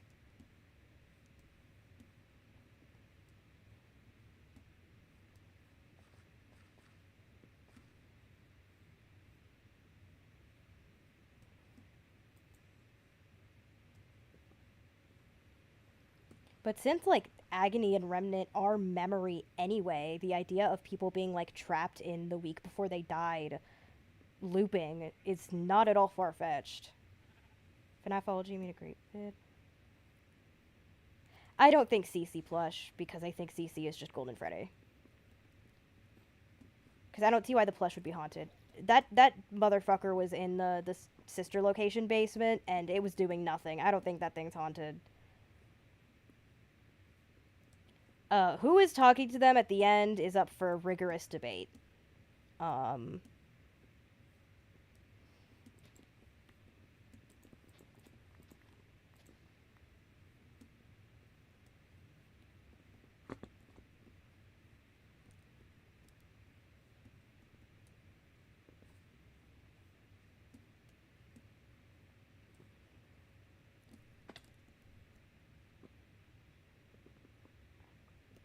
See, I don't see why you see such a similarity between loop theory and dream theory, because, like, dream theory was that all of FNAF was a dream. Meanwhile, it would be that not a dream, but FNAF 4 is reliving the you know, agonizing memories of the week before that kid died. And by that kid, I mean, like, Crying Child. God, I'm going the opposite of where I want to be.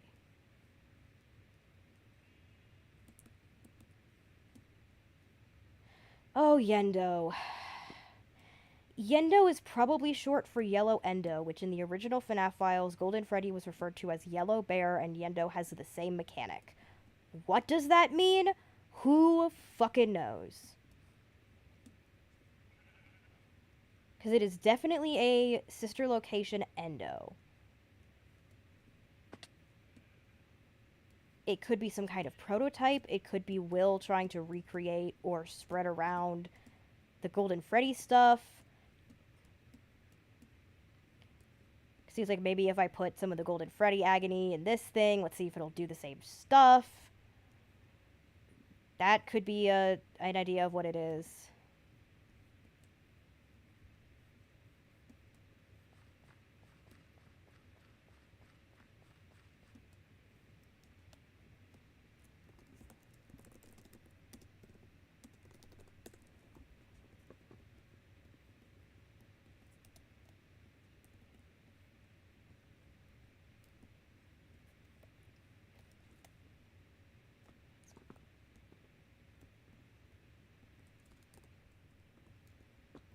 People are...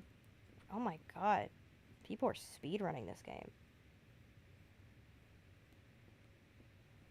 Well, I'm doing this because I'm trying to find 0, because I think that's where spawn was, but I don't remember this being spawn.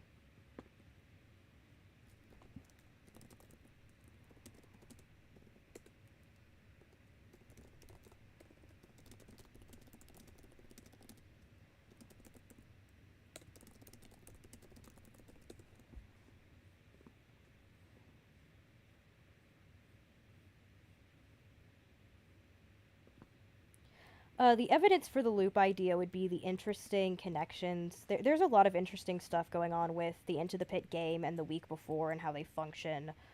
Um, the week before specifically really seems like a time loop of getting Ralph to move on.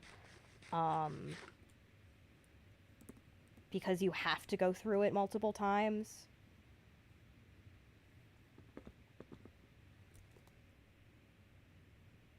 Negative 140, negative 30. Okay.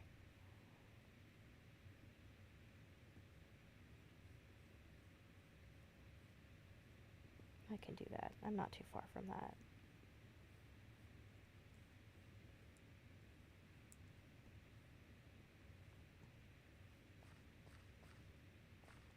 Yes, new Freddy video soon when one of my sisters gets on working on the goddamn audio. I'm gonna keep complaining about it until one of them finally fucking does it.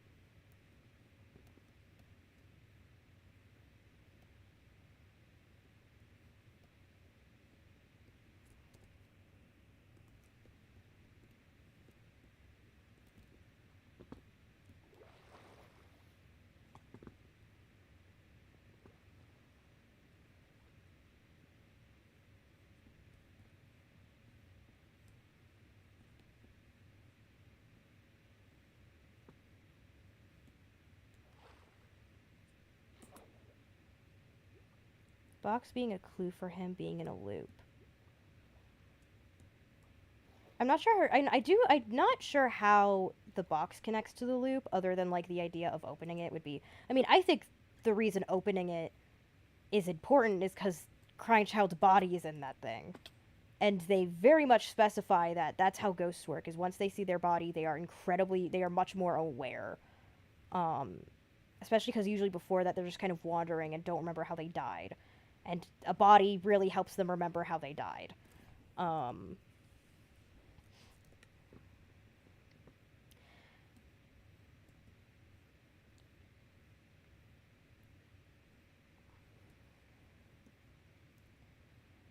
Oh, who knows if the FNAF movies will actually be useful.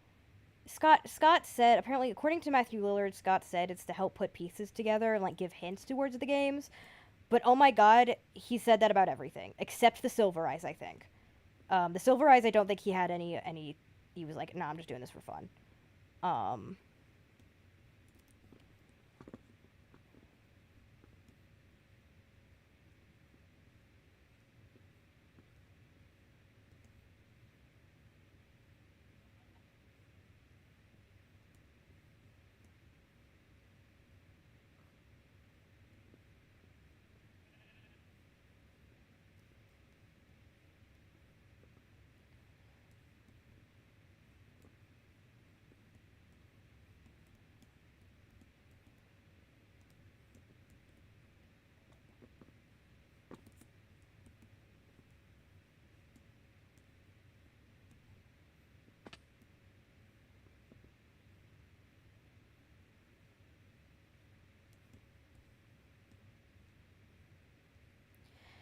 well, you say if the movies were supposed to help us, not yet. It has made some things more confusing. I think it. One thing it did help us realize is that Mike was probably in Vanessa's place and very much under his father's control. Um, it has made things a bit more confusing. I think we need to wait until all of them are out because it's definitely meant to be a franchise. I felt that at the end of the first movie. I was like, they're making more of these because there was a lot of unanswered questions.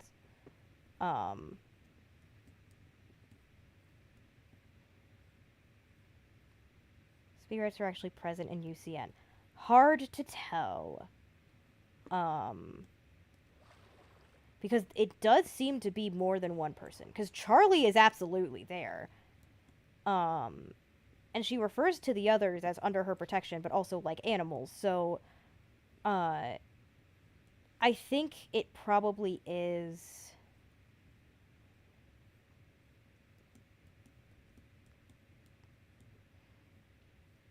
I don't know. Because there are there's at least Charlie there. Probably Henry if he's OMC, which he probably is. Uh, I mean, it just whoever died. I mean, I guess Ralph is there.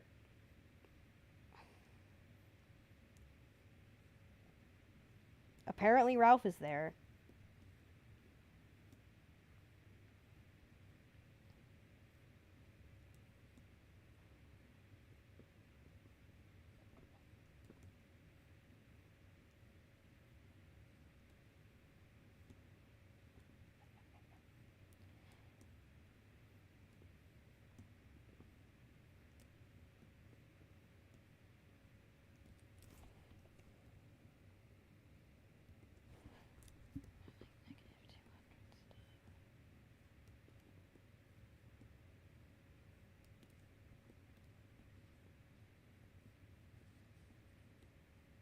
Stop! Stop! I'm up. What the hell? Stop! You stop! Have you seen Crying Knife? Fuck. Okay, thank you.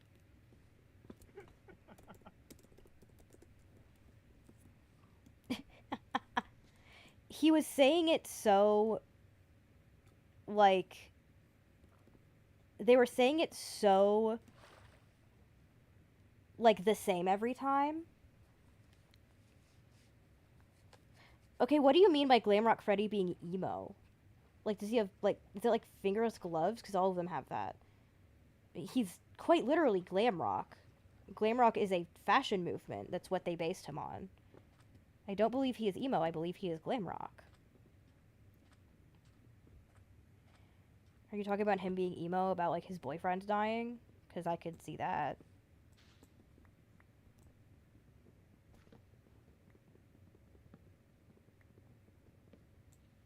Yeah, he was like, stop!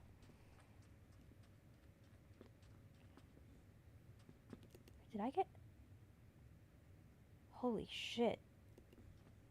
I haven't played the new update yet, so I'm discovering new things. Like, that's actually leaves. I thought that was just texture. Doggy! I don't have bones. Not too bad. But since this is close to spawn, there's also... more over there that's not across a river from spawn.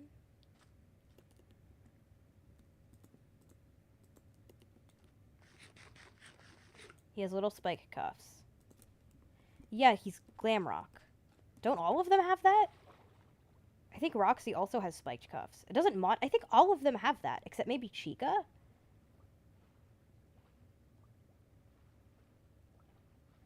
Why is Funtime Foxy both referred to as both a girl and him? Gender fluidity.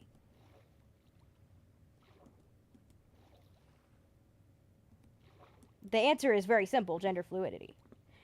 Look, if Mangle's gender is yes, and Roxy is very much just a trans woman Foxy, then it makes sense if Funtime Foxy also has some weird gender stuff. Foxies in general, and potentially Fritz, the kid haunting them, has some gender stuff going on. And I'm happy they're exploring it. The two genders, girl and him. Yeah. That's what life was like for the Gerudo. The two genders, girl and the one guy.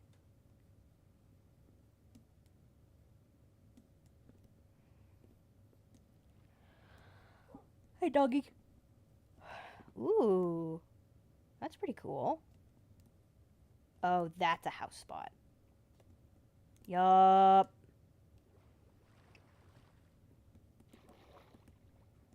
We could make a whole video about how Roxy is just trans Foxy. She is definitely a Foxy. Like, she's counted under the Foxies. She has the same moveset, the same, like, personal problems, that being the Foxy from FNAF 1 problem of not wanting to be seen, but also the Funtime Foxy problem of wanting to be the spotlight, and juggling between those two, and mostly she just doesn't want to be seen if she's broken or any less than perfect. Her eyes is, just reminds me of, like, Foxy not only having an eye patch most of the time because he's a pirate, Mangle having two separate eyes. Withered Foxy could see through the Freddy mask, so to speak, as well as seemingly saw the MCI because of Foxy Go Go Go, whatever that was a reference to. Roxy's a Foxy, 100%. Not only is she transgender, but she's also trans species. She went from fox to wolf. She went back, because foxes are from wolves, because they're dogs. Foxes are dogs. They evolved from wolves. She literally went back.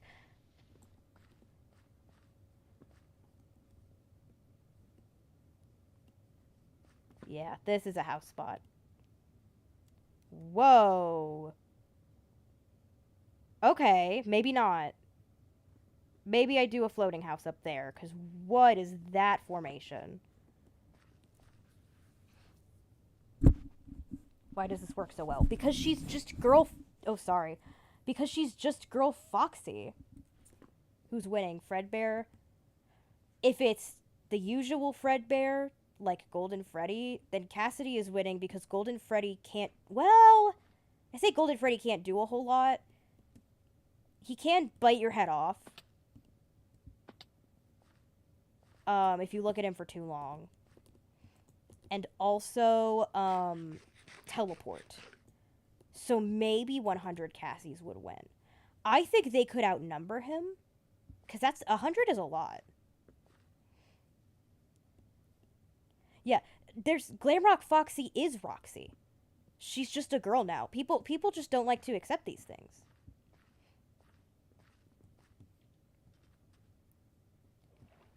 But yeah, like, even the imagery, like, with, like, Chica, it's her voice box because of the beak and her losing the beak multiple times and her eating. Foxy usually has eye stuff going on. Even in the, like, repair mini games, you have to put his eye back on.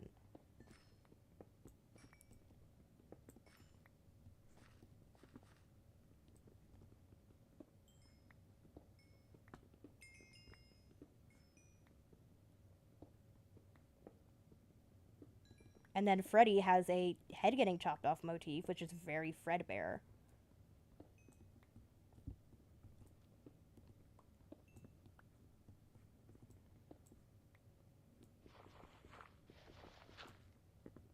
Oh, oh, oh, oh.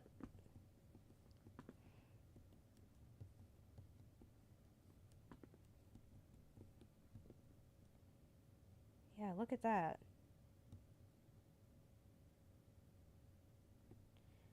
I might make myself a floating house. For now, I'm gonna build a dirt path. And I'll figure something out later, like a waterfall, or something.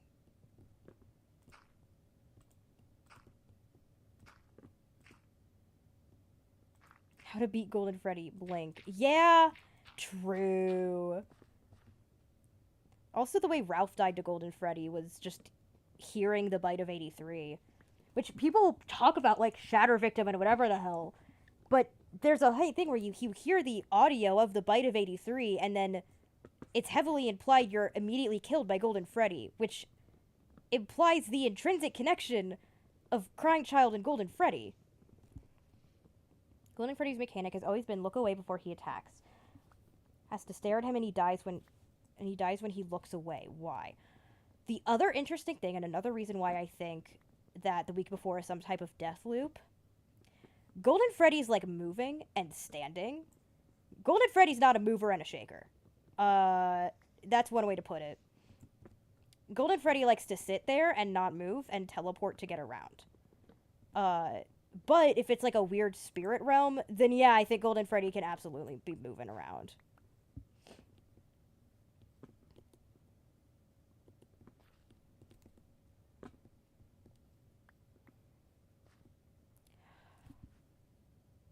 I just had a horrible idea. Also, there's a lush caves here. Huge.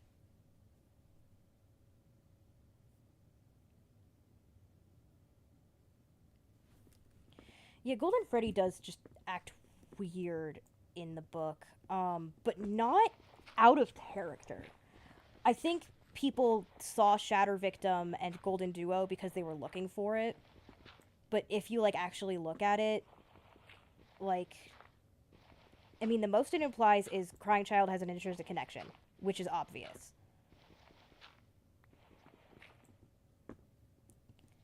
I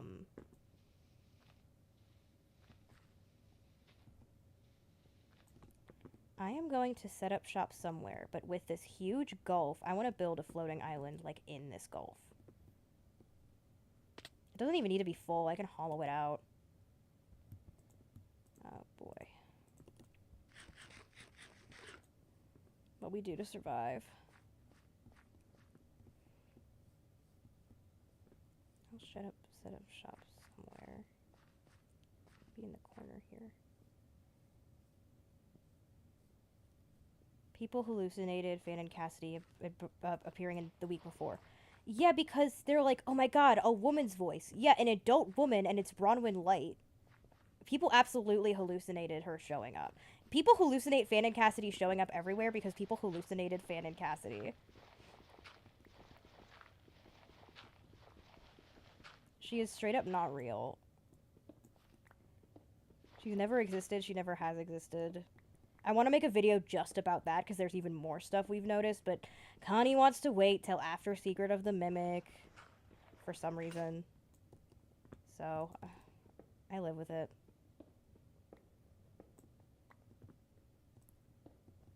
Yeah, I didn't know how many people just, like, didn't think about Roxy as just being a trans Foxy. If we do talk about it, we could very well,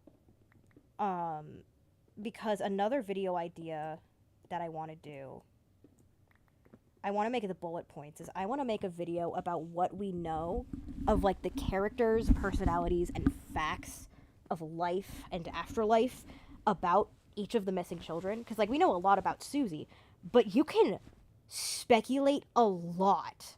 There is actually way more there than people think about the personalities, character traits, actions of these kids.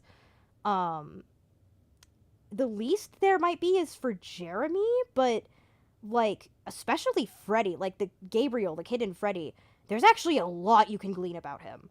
And I would love to make a video about that, but the thing is with how Foxy is, we would have to talk about how Fritz might be experiencing gender dysmorphia. Like... oh my god, that's adorable.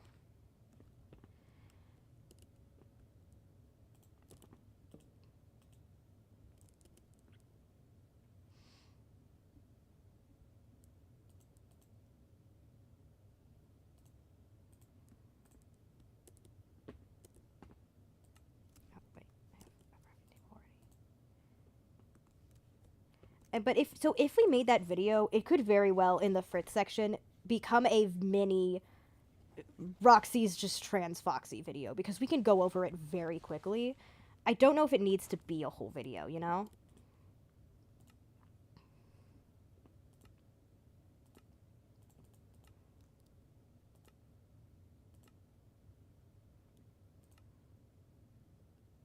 Where the hell is the chest?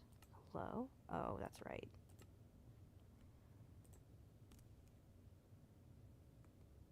It's mostly about the Fazbear characters, not the kids' personalities. Yeah. Like, because, again, we can learn a lot about these kids via, like alternate media, but also not even alternate media. Because they don't do, shit from fucking the Silver Eyes. They're basically props. However, there's, like, other stuff that we can, like, that correlates, about their character traits. Hold on, I'm just gonna...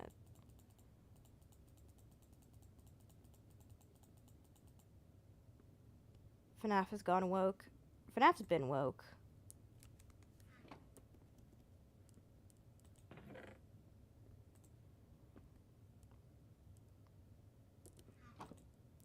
There was someone in chat earlier talking about, like, that's such a woke lefty thing to say, and I timed them out for 24 hours because I didn't want to deal with that bullshit. It's like, if you're here and you're not, like, leftist, brother, I go by she, they. I don't know what to tell you.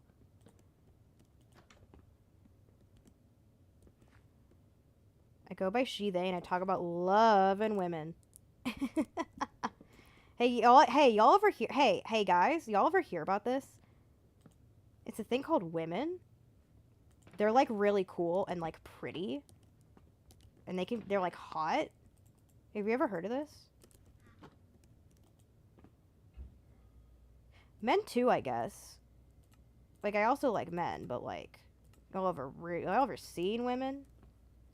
Oh, it's square because I have it minimized so I can see chat. And also, it kind of fits better on the screen. So, I mean, you can still see everything. There's nothing lost. Oh, my furnaces. And this is my temporary abode. I don't know how much building I would want to do on stream, just because that's really tedious, especially the way I do it. Back in the day, before I was friends with my sisters, doing Minecraft building was the only thing I did ever.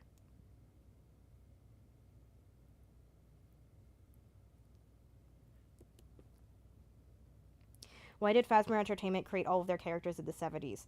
Smiley404, I want you to do me a huge favor that can answer your question, I think. I want you to go on Google, and I want you to search, when did Chuck E. Cheese open? Like, first open. And that might answer your question.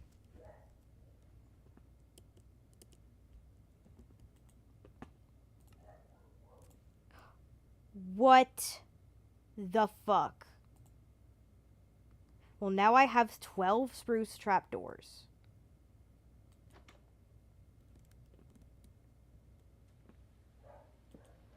Yeah, y'all ever hear of this new concept? Yo, new thing just dropped. Women.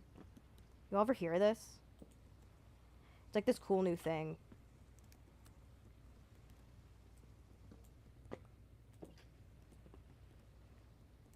And if you're not a woman, you could become a woman.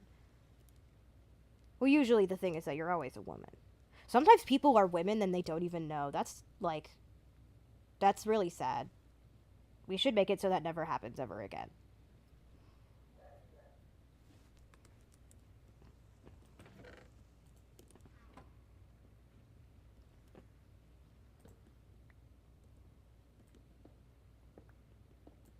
Sorry, I haven't installed the women update yet. Yeah. Well, so what you do is you go to the pharmacist and you ask for estrogen. If they don't give it to you, you point a gun at their head. That's how you install the women update.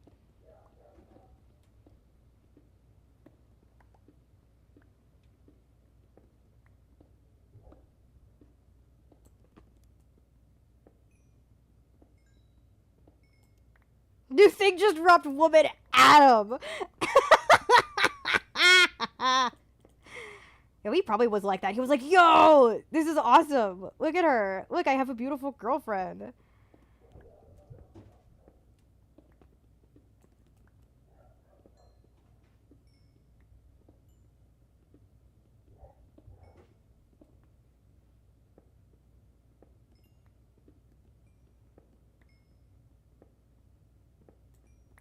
I'm wondering, since I'm not with people on the server right now, if I want to drag Connie down here and she could just hang out. Since we're not doing much. I wonder if she's busy. Hold on, I'm gonna message Connie. I want to see if she wants to come down.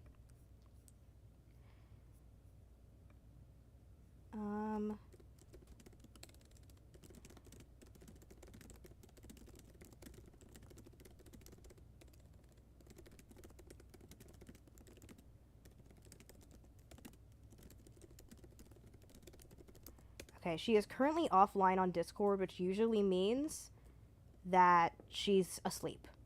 Because if she's not online on Discord, then her laptop is closed and she's fully asleep. So I would not be surprised if she's conked out.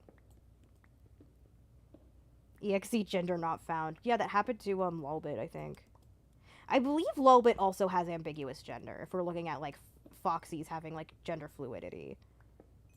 Because Lulbit, I don't know if Lulbit has any solid pronouns.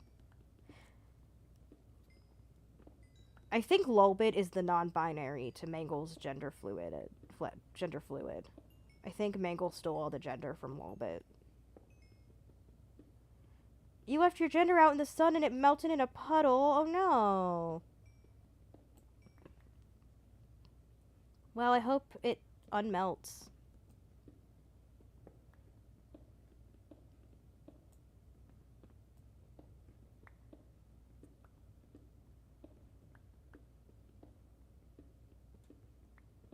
Yeah, people are like speed running Minecraft right now. I am not that fast at it. Mostly because I am a builder. I'm not usually a survivalist.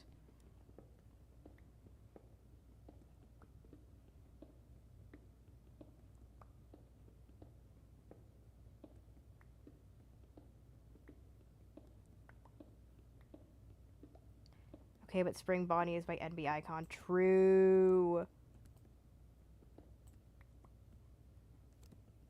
Is it a boy? Is it a girl? Who cares? It's a rabbit.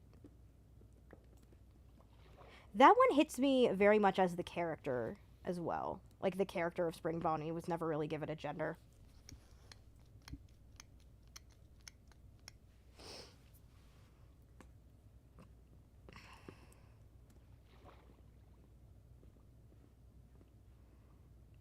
This blows. This is a lot of water. If I go this way, I might be able to avoid water.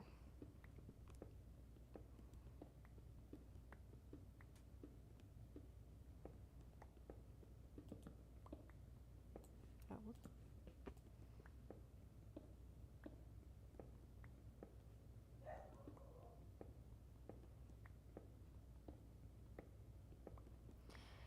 yeah, sometimes, like, that's the thing is, like, again, I don't know a whole lot about Scott Coffin, the guy.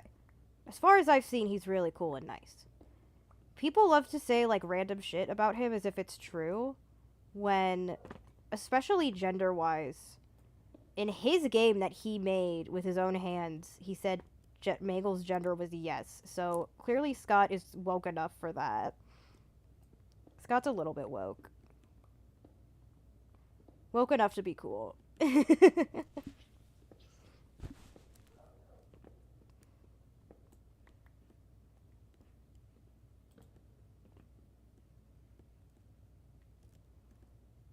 Let's go.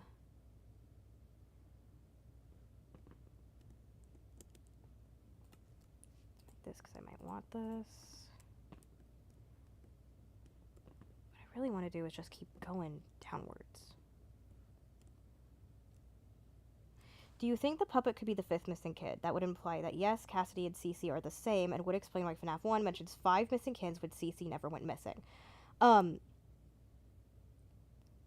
I will say, it is true, it is, we don't know that Cece didn't go missing. Because Cece very well could have been involved. Especially if he was, like, put in the spring lock suit, he died, and then William, like, covered it up. However, yes, I have definitely considered, especially with other people who really believe it, that Charlie is technically the fifth one that was lumped in with the MCI. It is very possible, because with the idea of specifically the phrase 5 children have been linked to the incident, either Charlie was found, but she was linked to the incident because she died outside of Freddy's, or Charlie did go missing because she was either put into the puppet or the puppet, like, put her into the puppet. The puppet put her into the puppet. The one reason, because I feel like it's unlikely that Charlie was missing or never found because she was just kind of outside. However, according to the Lefty blueprints, Lefty still has the exact bracelet that Charlie did. Like the security bracelet. It has the same bracelet code. And if the puppet does have Charlie's body in it, then from that night, then that would explain why it has the same bracelet code if she never took off that bracelet. You have kittens, Zach. I love kittens. I have a kitty of my own. She gave me a Mother's Day gift this morning. She threw up on the floor.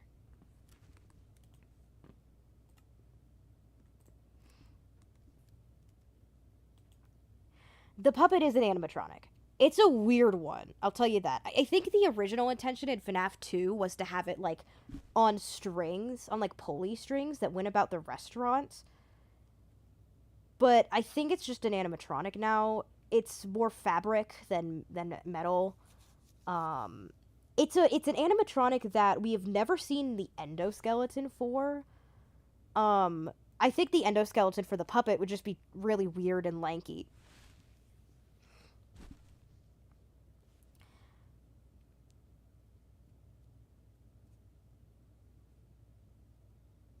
Yeah, honestly,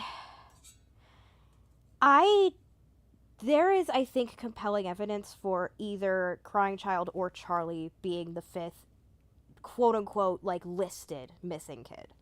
I think it's probably one of the reasons I think it's probably Crying Child is visuals of usually, in Give Gifts, Give Life, the fifth kid there is Golden Freddy. In the beginning of FNAF 6, the fifth kid that's behind Lefty is Golden Freddy. However, that game and Help Wanted 2 make more of a point to have Golden Freddy and Charlie together and lumped away from the other four. I think that's probably more important. However, who was listed as the fifth missing kid is currently, I don't know if it matters, and if it does, I don't know if there's, like, definitive evidence for either one. That's what it is that, like, a lot of the evidence for both of them is circumstantial. It could be either one of them currently, so until something, like, definitive happens, either happens or, like, gets discovered or, like, gets talked about, Charlie put into music box, and that's why it always returns to it.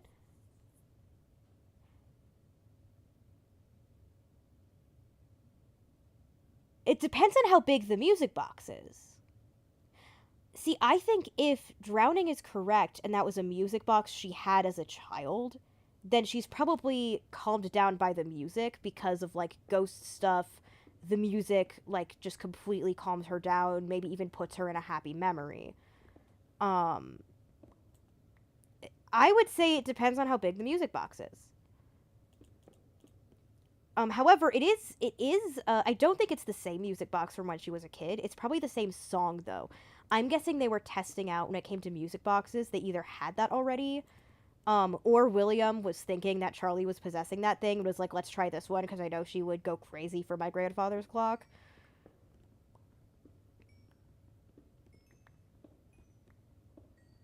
Which has lyrics, by the way. My grandfather's clock is a lyrical song. You just usually don't hear it with the lyrics.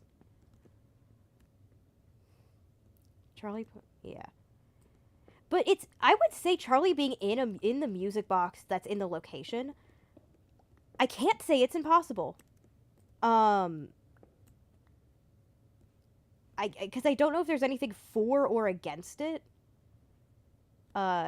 Which usually is kind of the death of a theory, but could be. Then again, she's definitely haunting the puppet, and in the puppet enough that when the puppet ended up in Lefty, she was fully controlling Lefty and seemingly trapped in there. So she's probably, I would not be surprised if her body was in the puppet. Or if, because of remnant stuff, she just has full control of it and she's basically in the puppet, like, ghost-wise at least. I don't know. My secret third option. The real fifth missing kid was Andrew, but he was essentially replaced by CC group and angrily returns at the end game. I've never been into Andrew being the vengeful spirit in the games. I don't think he is. In one of Gibby's covering of the Stitch Wraith Singers, he pretty definitively says in a way that I really agree with that no, Andrew is not the vengeful spirit in the games. Because Man in Room 1280, for very many reasons, does not line up with UCN and how UCN works and goes and plays out. I have no food and I'm on one heart. That is a problem.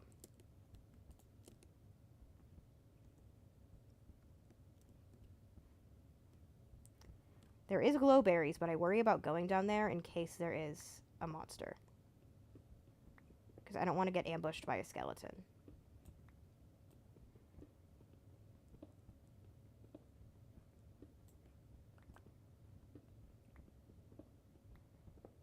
The reason why I think about Puppet 5th Kid is that in the FNAF 6 ending, they show the puppet with only 4 kids.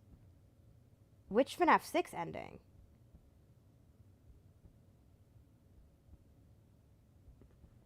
Are you talking about the grave? Like, because there's the grave that's behind the grass. Which, the reason I think the grave behind the grass is Crying Child, because if Crying Child's body is hidden, then the grave being behind the grass would be metaphorical of that.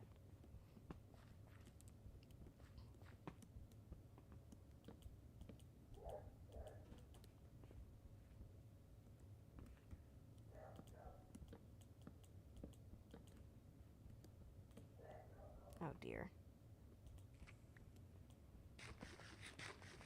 Oh, there's a lot over here.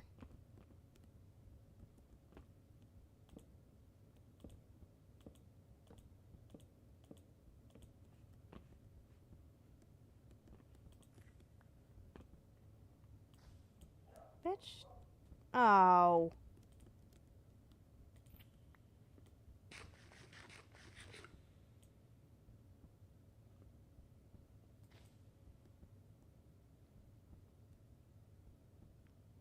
Henry's speech for Pizzeria Simulator.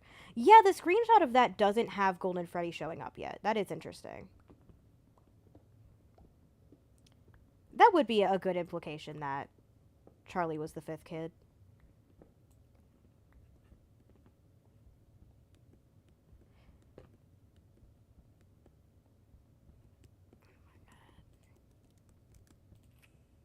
Oh, really?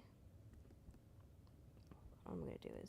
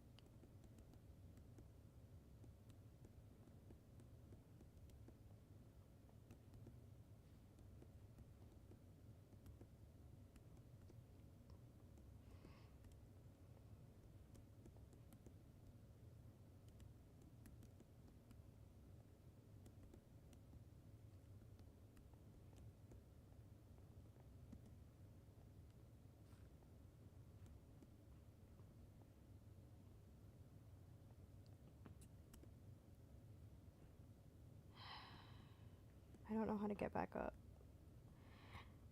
This is why I prefer strip mining, because it's boring as hell.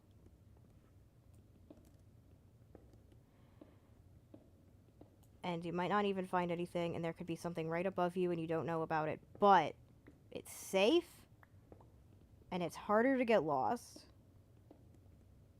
FNAF at Freddy's.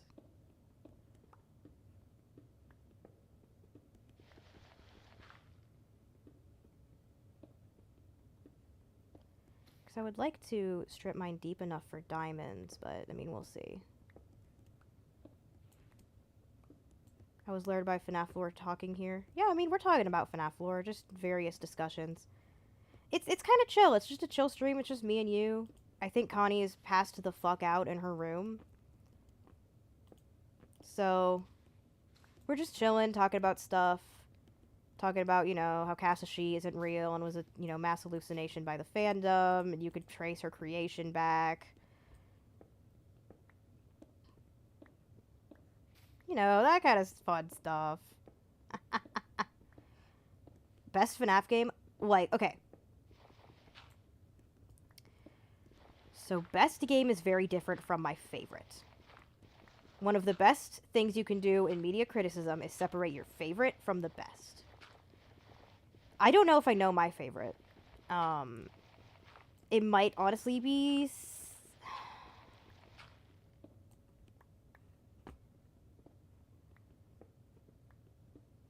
It might be 3 just because, well... There's a lot of reasons it could be 3. Because the general gameplay loop, if it's not fucking you over, I do like. And Mike is in it being a little, like, both. I think I like it because Springtrap is really funny in it. He'll peek around corners like a cartoon character and, like, dart really fast, even though he's an 8-foot-tall heavy metal animatronic. And he'll look at, the cameras like a lost child with big puppy eyes asking for chocolate before bedtime. So that's why I like FNAF 3. Because I like making fun of William Afton and kicking him down the stairs and setting him on fire, and feeding him to the birds, and letting birds peck out his guts every night like Prometheus. I think it's really funny to beat up William Afton.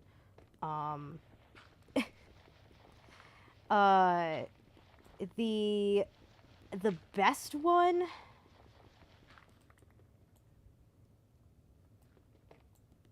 It might, like, when it comes to the FNAF game formula, it might just be the first one. Because, and that doesn't mean the other games are bad or that I'm not happy they exist, but I think, like, the closest to perfecting the formula was probably FNAF 1. I think FNAF 3 gameplay loop-wise comes close, because it's better than FNAF 2, because FNAF 2 has, you know, like, an interesting gameplay loop. Sister Location, I think, strays a little too far from the path.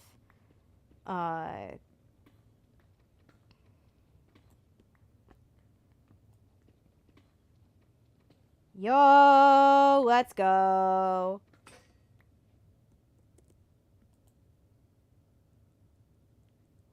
I think I can make another iron pick. Yes, I can. I can make another iron pick.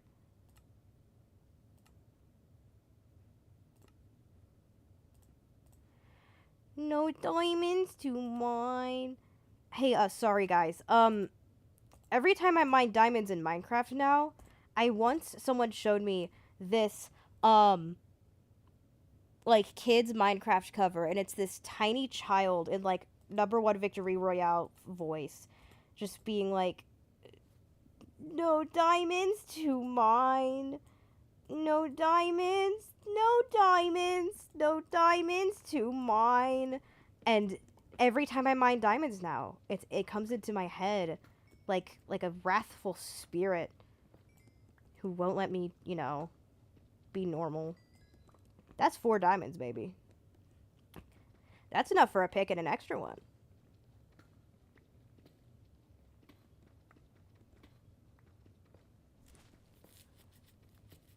That was just when we hit Deep Slate. That's really good.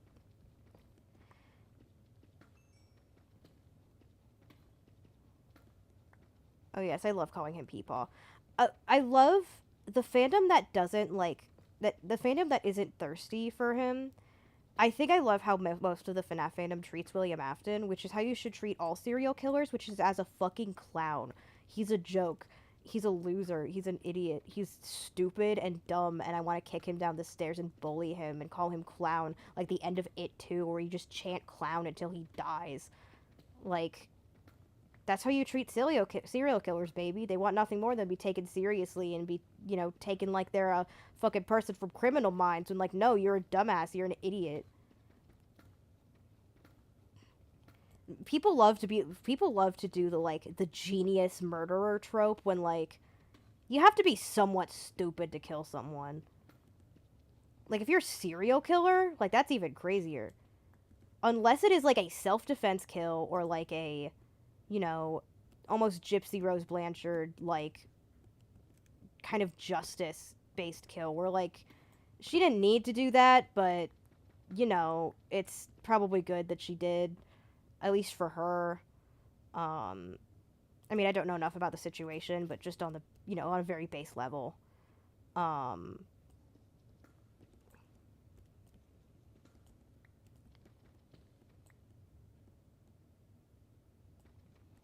Oh yeah, yeah. Once the Mimic became a bit, then that's a real FNAF villain. I do love the Mimic as a villain, just because of like the modern day commentary it has, but also like the metaphor for like the cycle of abuse and also retreading previous media. Like there's a lot of metaphor and like intentionality with the Mimic that I really like.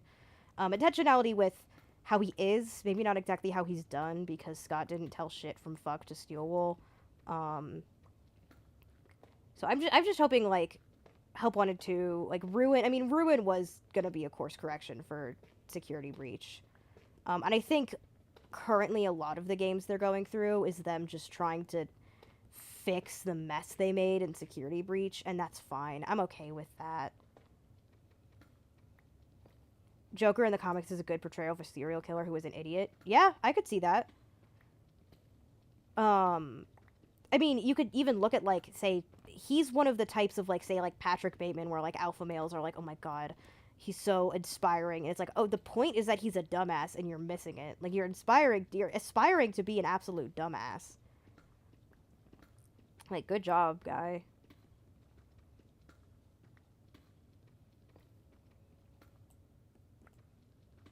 Okay, listen. Jackie's Box has been out for a few months now. Secret of the Mimic comes out next month. All Steelwool has to do is get a shitty JPEG of a cannon and hide it out of bounds. So when people inevitably clip out of bounds, there is a secret cannon. That's all. They have the opportunity to be the funniest people alive. Oh, there's cave sounds. Can you relax? Thank you, Jesus Christ. Neighbors.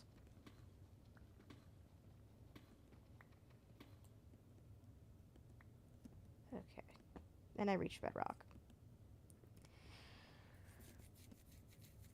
I withhold my Mimic judgment until Secret of the Mimic drops.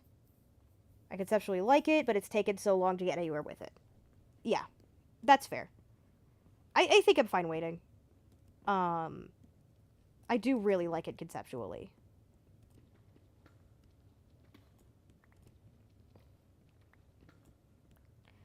Hopefully they'll do it well. They call her the bomb thief. Like Miles Tails Prower, who stole bombs from a bird armada and used those bombs to blow them up. This is a real game that happened. It was made in the 90s. It was called Tails Adventure, and Tails stole their bombs and blew up an entire bird armada because they woke him up from his nappy. Hello, useless emo. Are you my sister? You've stolen a potential username from Connie. Stream's just chill. We're just hanging out. I'm playing Minecraft. Connie, I asked her if she wanted to come down, but she's offline on Discord, so I think she's conked the fuck out in her bed. So we're just kind of generally theory and, like, story discussing.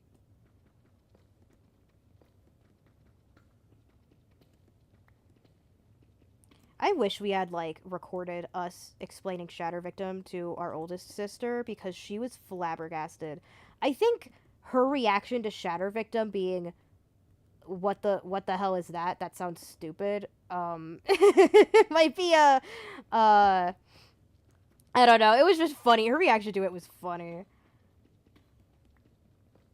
He looks up to Sonic. Of course, there's going to be a little bit of menace in him. However, Autumn June, what you don't seem to understand is that, as far as we can tell, actually, no, it is canonical now. Tails' adventure happens before he meets Sonic.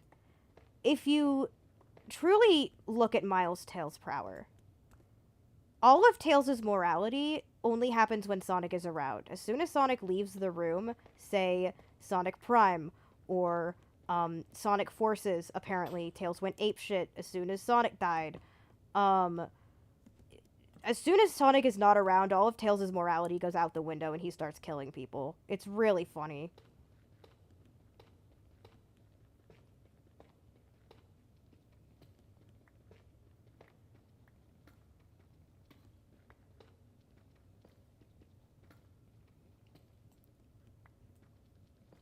Oh, phantoms from Minecraft are little stingray things. I'm not sure what they're supposed to be, but they're annoying. I think in servers where you can have like the one person sleeps and everyone sleeps fucks with phantoms, because even when after I would sleep, like the next night I would have 7 phantoms on my ass. Yeah, thank goodness Sonic found Tails when he did, because if Sonic, I mean, we have a in proof, in text, Sonic Prime example. If Sonic had not found Tails, he would be very evil. Shatter Victim sounds like a brilliant original story that has nothing to do with FNAF. Yeah, well, the reason I don't believe in it is the premise of the victim shattering to begin with. It's taken from Fazbear Frights, of when they went to the Fazbear Distribution Center in Man in Room 1280, and William and Andrew within him, like, full-on exploded and got their remnant their remnant guts everywhere. And Andrew was in fetch, and he was described himself as, like, being everywhere, you know. However, the thing about them shattering and getting into their gunk into everything is that they physically exploded. Like, William went to the place in a wheelchair, he shit himself on the way, and it was very funny, and they rolled him in, and he physically combusted. Like, he physically exploded. There is a lot of evidence towards the idea that whoever is in Golden Freddy, and also Crying Child, and eventually got spring-locked within the Golden Freddy suit. What there is no evidence for, anywhere, is Crying Child physically exploding. Like, is that, like, is that what happened after the thing of, like, oh yeah, I will put you back together? There's a flatline, and the flatline is because Crying Child spontaneously combusted and got his guck everywhere, and that's what Shatter Victim is. Like, that's why I don't believe it. Andrew and William physically exploded. Their main goal was to blow up and then act like they don't know nobody. I have seen zero evidence that Crying Child, like, and the idea is just like, oh, well, just he got bit, he was in so much agony, he exploded. Okay, there's no precedent for that happening. And if you're taking from, like, Frights, where Andrew and William exploded, they physically exploded. Crying Child's brain exploded in Fredbear's mouth, LMAO. Yeah. However, the thing about also that physical explosion is that, like, William's body got into everything in there, which is why everything was fucked up. If Crying Child's brain exploded, then it exploded into Fredbear, which would keep all that agony and remnant within Fredbear.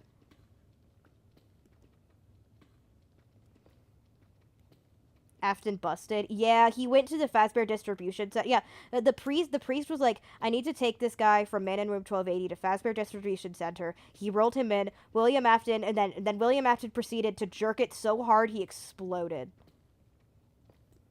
His amazing trick.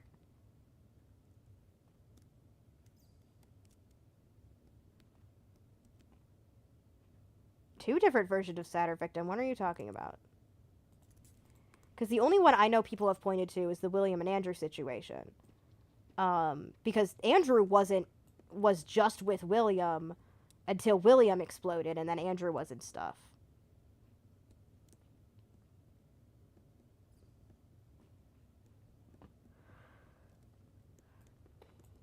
Because much like Remnant healing to the point of regrowing limbs, that's just not a thing. I don't think if Mike used Remnant, he could regrow skin and organs that he lost. I think he's just kind of stuck like that.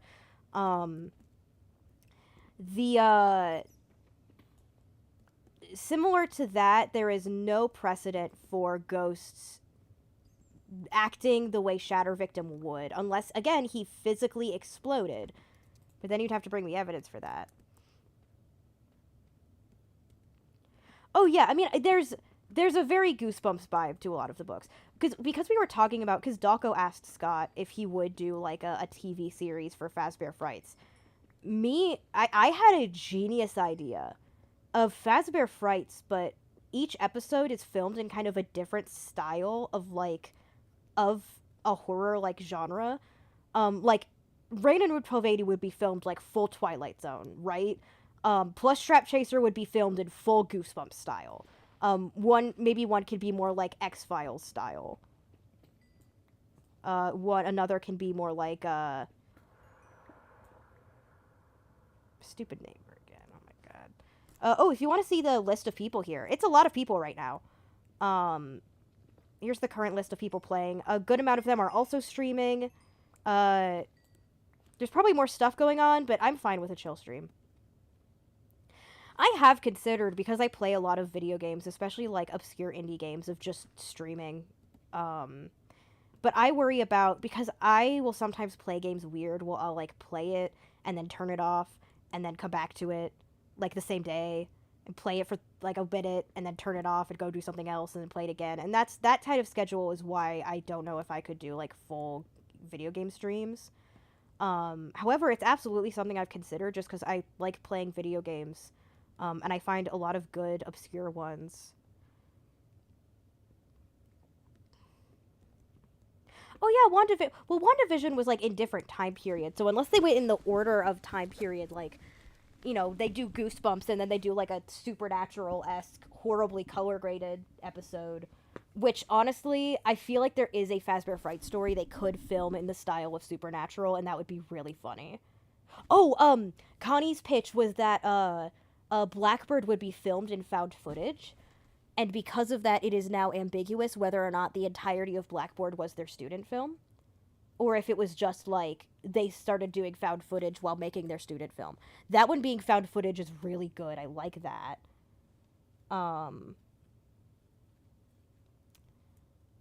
Honestly, if they decided to do In the Flesh, they would just need to make it a horror comedy. Like, just a full-on, like, black comedy, I think, would be the best thing to do with that. Because I think they could do something really funny with that.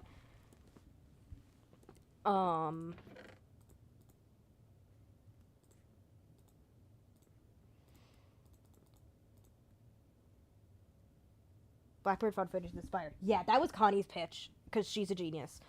I'm trying to think of other, like, very specific horror media styles that would fit really well. Because I know, like, the thing is specifically, it's like, honestly, the idea of, like, going a very X-Files direction with specifically the stingers, the Stitch Right stingers, specifically with Detective Larson, is honestly kind of X-Files. So I could totally see them filming all of that in a X-Files-like style. But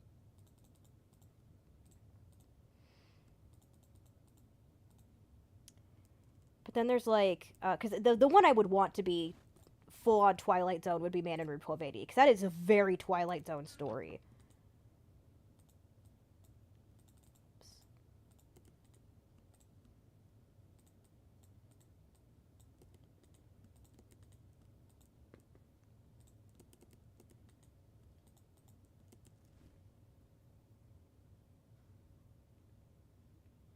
Oh my god.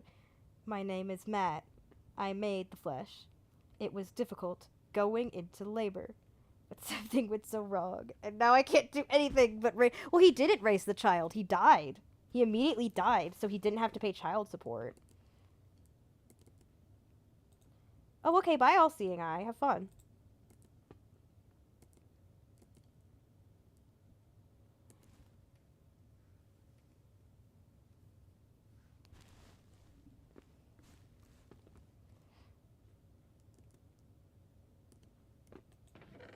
Okay, I have a lot of basis blocks for... Thing is, I'm gonna need a lot of dirt if I'm gonna make a floating island, which could be an issue.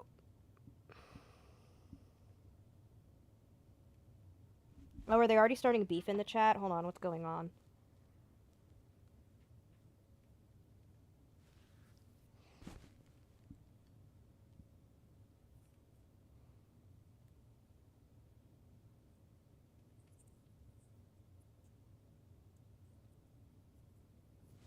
They're starting beef in the chat.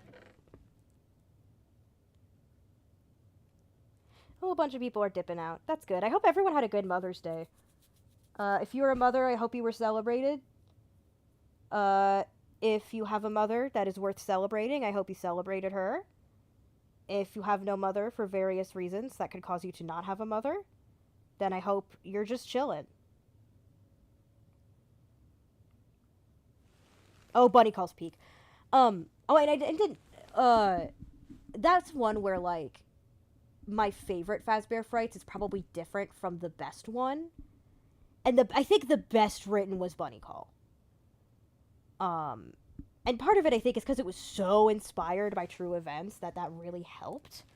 But I think Bunny Call was just the best written.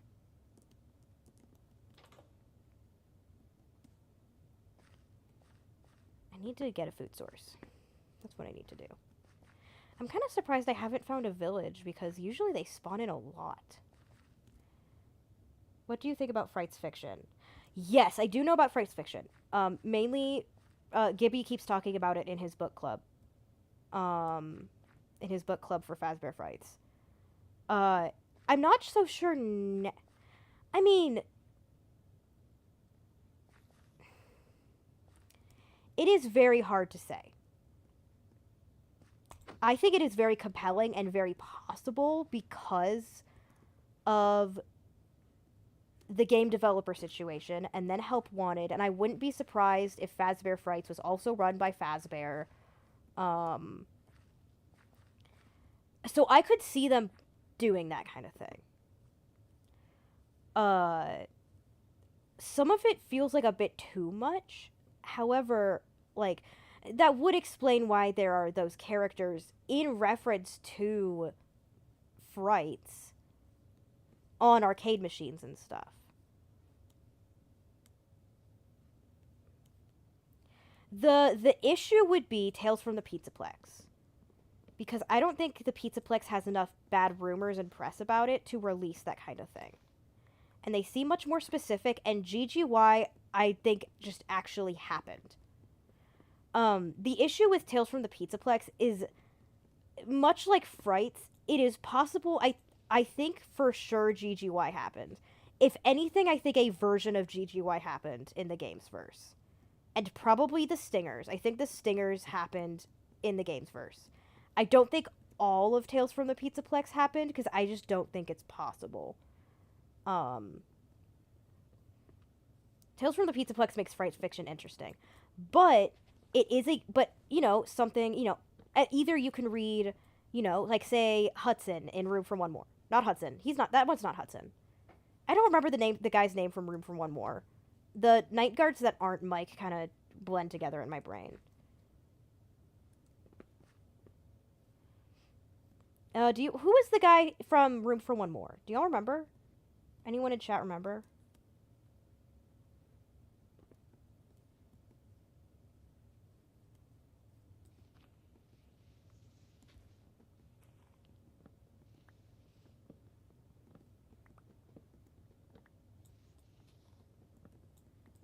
No one seems to remember. I'm not willing to tap out of Minecraft to look it up. But, let's just say that the guy from Room for One More, the night guard from there. You could very well read it as a metaphor of he's a guy, he's lonely, he's missing his girlfriend, he goes to work in there, and slowly they end up making their way in. And he ends up, like, dying, and people... However, there is a very specific scene in Room for One More where Hudson is walking down the street. He describes himself as looking like death, and people are staring at him as he walks down the street to go to work, which is very similar to the Mike cutscenes we see in Sister Location. Something I thought about as well, if this is the idea of this is their, like, explanation, because people somehow knew it was part of Circus Babies. And there was a guy who walked around looking like death that people stared at and thought was weird, and they're using that as, like, they're trying to dismiss it, is that Hudson at that time, very specifically, was very bloated because of all of the mini-arenas within him. It's described in horrible, gruesome detail. It's very gory, and I kind of love it. But Hudson is specifically bloated, which is the first stage of decomposition. I don't believe we see it in the Mike cutscenes, which is interesting. It also might be that that first one was bloating, but it didn't really come across in the pixel art. However, the idea of like someone who looks like death and is kind of bloated, you know, shambling down the street to go to work, and everyone's staring at him, could very much be Fazbear like, you know, it was actually this funny, like it was just this urban tale about this guy, you know, like I could see that. Like that's one of those things where like that's a story where I can really see them trying to cover something up. As well as again the idea of a weird endoskeleton with a mask shambling around collecting stuff, which could very well be Ennard, and then that thing fighting off a circus baby looking thing that could just be when Molten Freddy and Scrap Baby met up in the sewers and squared squared up. You know, like there's aspects of it like that where I'm like I could see them.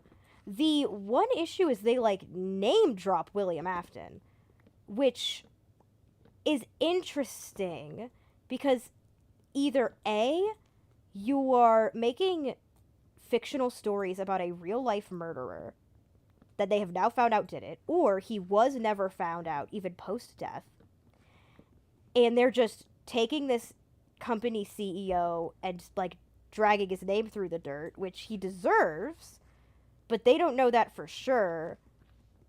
And it's weird. Like the name drop of William Afton I think is interesting. I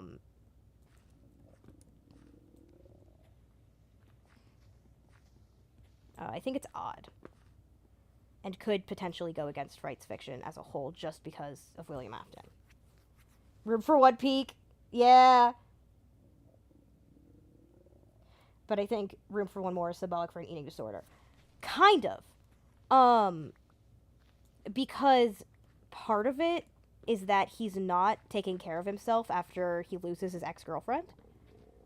And also it's a metaphor for suffering and not asking for help. And then he realizes it's too late. The idea of I just got to keep trucking on my own and not ask anyone for help. And it could very well either, lead to overeating, an eating disorder, kind of, for some people, not taking care of themselves will lead to being overweight. For other people, that's just how they are. Some people like me have the fastest metabolism in the West, and I, can eat like shit and not gain weight because genetics, I don't know. Connie's kind of the opposite, where if she's unhealthy, she gets really skinny. Other people when they're unhealthy get, it depends on the person.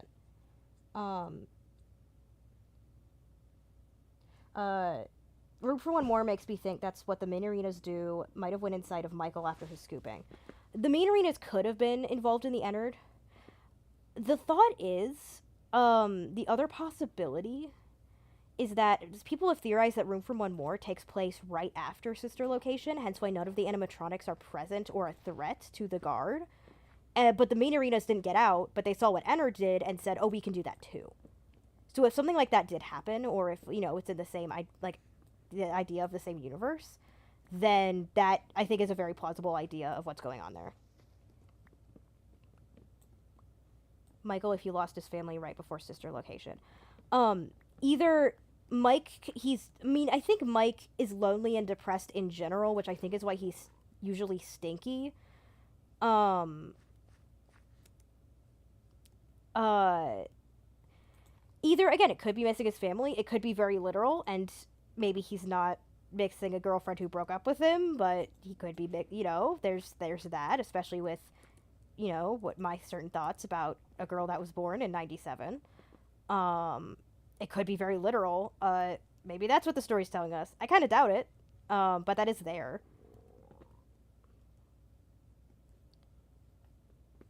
Honestly, it would be interesting if Vanessa was involved in a custody battle, but either she was too young to remember it or it was different from how it was told. I think, as we said in the Vanessa video, GGY was straight up lying about everything, and Vanessa never confirms nor denies, and the first person who talks about it is the therapist that she hasn't known for years, and the first therapist mentions nothing about her dad or her mom dying. So I think that that's not a real story, and the Mimic's trying to gaslight her. But opinions on the new kid. New kid is peak as well. Buddy Call. New kid is up there with Buddy Call. New kid is peak. I love the new kid.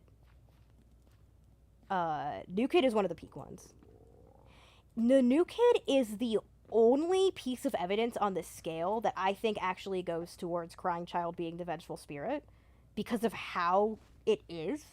I think there's way more evidence on the scale towards Mike being the vengeful spirit. However, the new kid is there. And I think that's worth, you know. What is going on in the chat right now?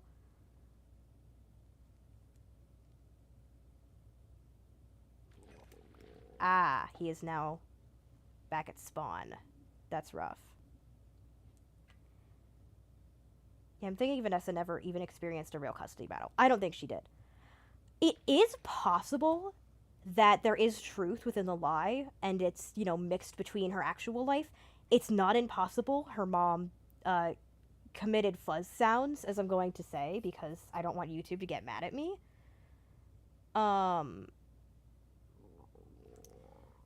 So it's not impossible her mom could have done that. Especially if she's, like, you know, say, a single mother who's going through a lot. It's also not impossible that that's them sneakily telling us that that's what happened to Mrs. Afton and why she's not involved. Because before, we think that... I don't know if we didn't talk about it en length, but we briefly mentioned that what we think happened, that because it wanting her to play the security guard, you know, reluctant follower, is that the Mimic wants Vanessa to act out what Mike did and wants her to mimic Mike. And because of that, the custody battle story could very well have been something Mike went through, and we think it could have even been before FNAF 4, hence why Mike is acting out in FNAF 4. Is right before that was a custody battle where their mom didn't make it, which would be interesting, as well as would already have... But it could also happen post FNAF 4, hence why they would be getting divorced and have a custody battle to begin with. And Mike and William would have a better basis to control Mike to lie in court. Because with the idea of William sending him down to the bunker, sending him to do all these jobs, like, if you look at, like, movie Vanessa, then if Mike was like that, I could see William having Mike lie in court for him for the custody battle. I can absolutely see that being a thing that happened. But I can less see it with Vanessa just because I don't think the facts line up.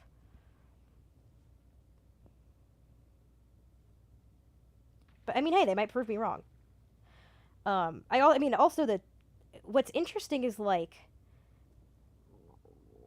as someone in a family where I kind of look more like my aunt, and my great aunts than my parents, you know, genetics for a lot of people can go sideways. So I can absolutely see the reason Vanessa looks so much like Elizabeth is because Elizabeth's her aunt.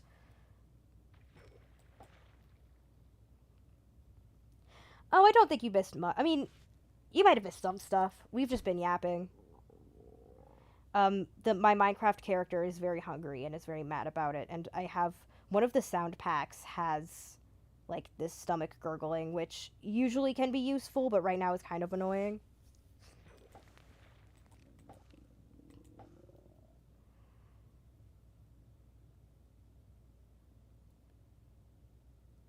When Mike defended his dad in his court, he's a very black sheep coat, and Vanessa seems to line up more with Liz. Okay, we did talk about this in Vanessa's video, but I will go over it. So, the two things we see is, both in sister location, is not only does William have something over Mike, being the death of his brother, but his dad tells him to go into a bunker that is very dangerous, and Mike listens and does it. Very obediently. You know, I did just what you asked me to. He is very much a reluctant follower in that way. Meanwhile, Elizabeth, her last act was disobeying her father. While she is very obedient in the Silver Eyes and seemingly incredibly obedient post-death, pre-death, she was constantly complaining to her dad that she wouldn't let her go to Baby, and her last act was disobeying him and going to see Baby. So while Mike is very black sheep coded, I think at least post, if anything, definitely post FNAF 4, like Crying Child's death, I think he is very much a reluctant follower, and I think Will could absolutely scare him into lying in court. It's honestly impressive how y'all can yap about FNAF for so long. It's called autism, baby. You ever hear about it? It's pretty cool. New thing dropped. It's called autism.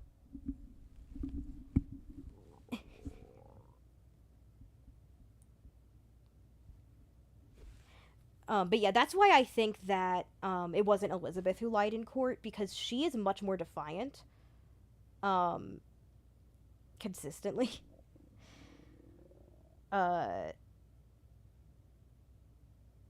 Meanwhile, Mike, I mean, and that's the thing is, in FNAF 4, he's bullying his brother and acting out, but he's acting out to his brother.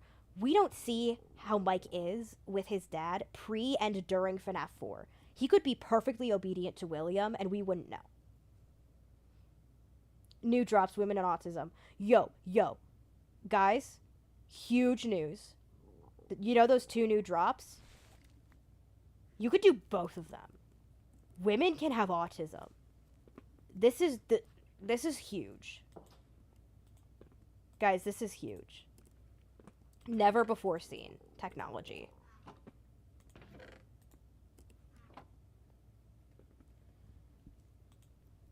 These updates are getting so woke. A woman with autism? That's a little crazy. I think it's very funny when people are like, oh, this minority thing with this minority thing and this minority thing. That's a little far-fetched. Meanwhile, they believe that the majority of people meet the criteria of cis, straight, able-bodied, neurotypical, white, like British white, handsome man. Like, that's a lot of criteria that's very specific to fit. Like, you think the majority of people are going to be like that? Like, you think that most characters should be that? That's a little specific, don't you think?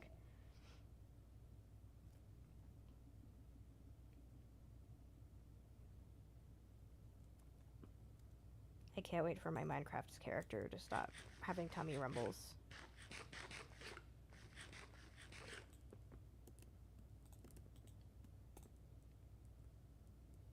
Yippee. Oh, I think I have, a bunch of iron. As usual, I get loaded with iron really quickly. That keeps happening when I play Minecraft. Should I go mining more? I might want to.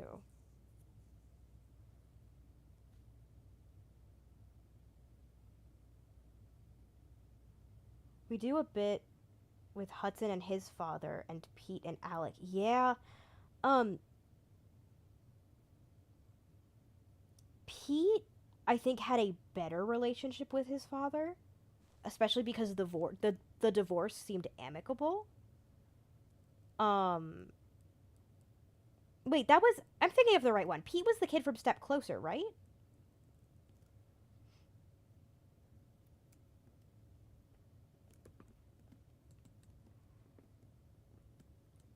Because I know the kid from Step Closer had like a, but yeah, if Hudson is a metaphor and not like if the other guard got night shift instead of Mike, which could very well be what that just is, then you know, that it is very specific that Springtrap is acting in the place of an abusive father. I mean, there is one thing against Elizabeth in the fourth closet that is very in text, but I think FNAF does a really good job at subtly showing that, yeah, this was an abusive household, without needing to go crazy or go, like, edgy with it, you know? Like, it's just... It's very subtle about it. I mean, I've seen Midnight Motorist. Like, that's not a good place to be. Oh, I was getting coal. That's right. All of it is in here.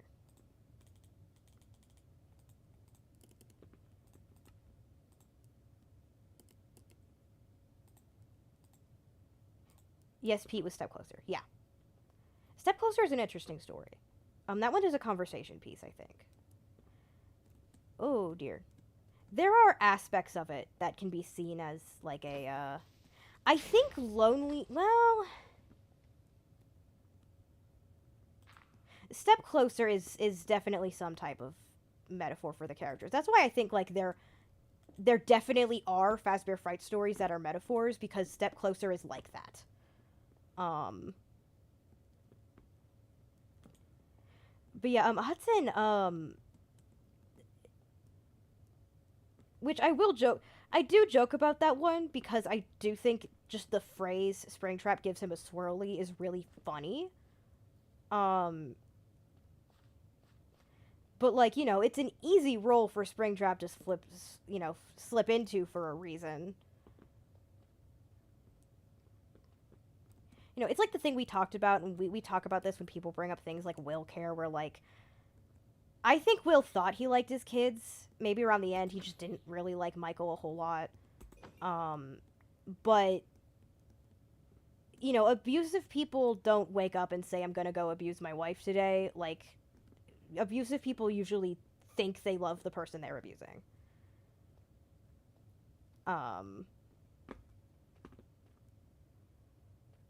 Or they just don't think about it, which is the other option, being neglect.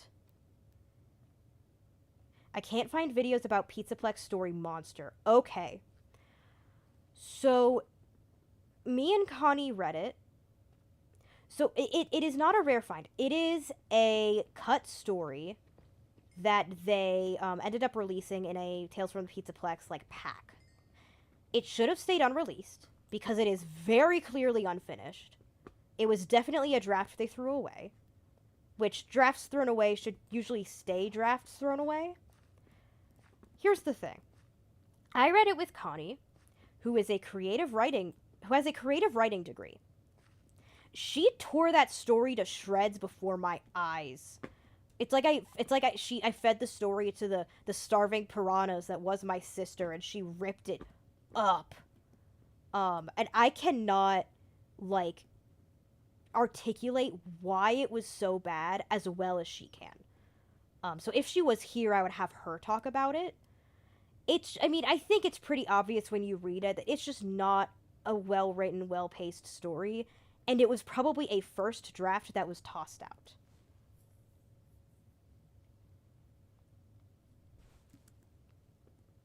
Yeah, I think, if anything, post FNAF 4 or, like, later on in life, I think Will, if he disliked any of his kids, it was Mike. I don't think I don't know if he ever really super cared for him. Hence why he was okay with just, like, yeah, this kid can go into the sister location and just straight up die. That's fine.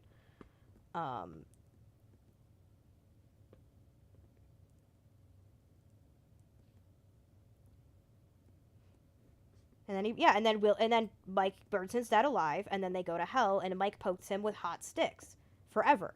That's what UCN is.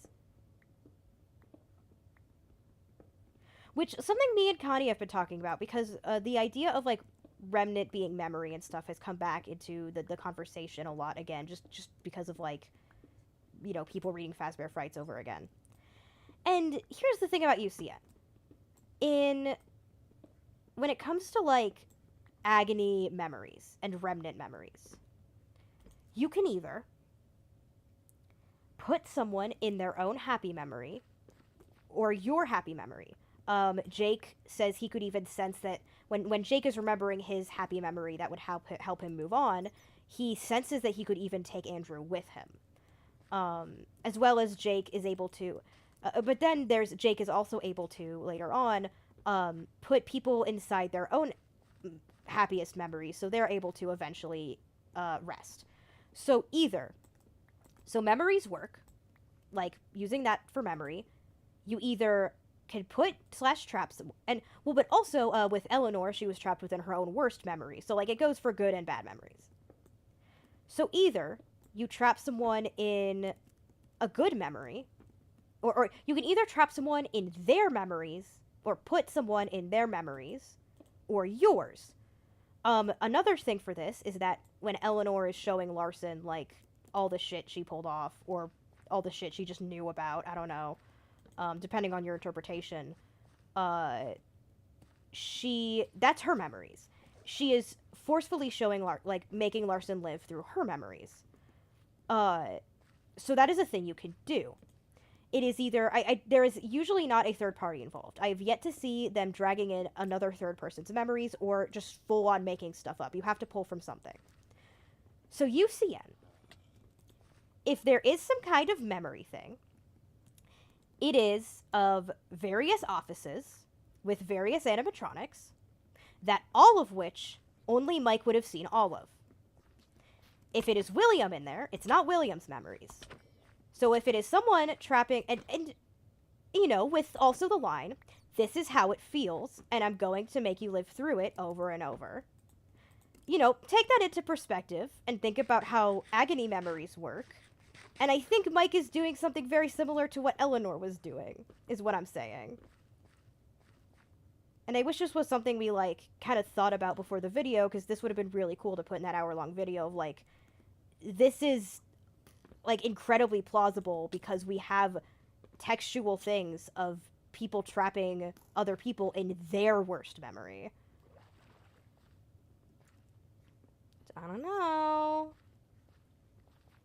Seems like that's what UCN is. I don't know.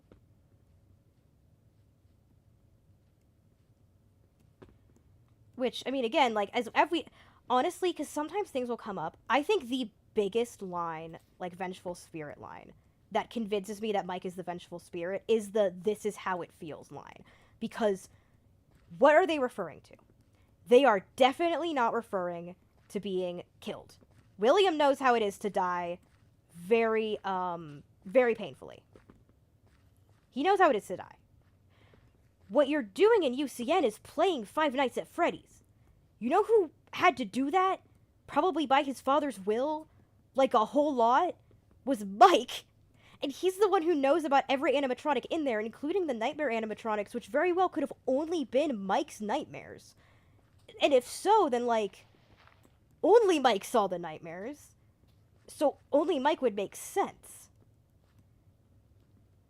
Anyway, that's the line that, like, just fully convinces me, because I just can't, like... I just can't think of any other thing that can mean.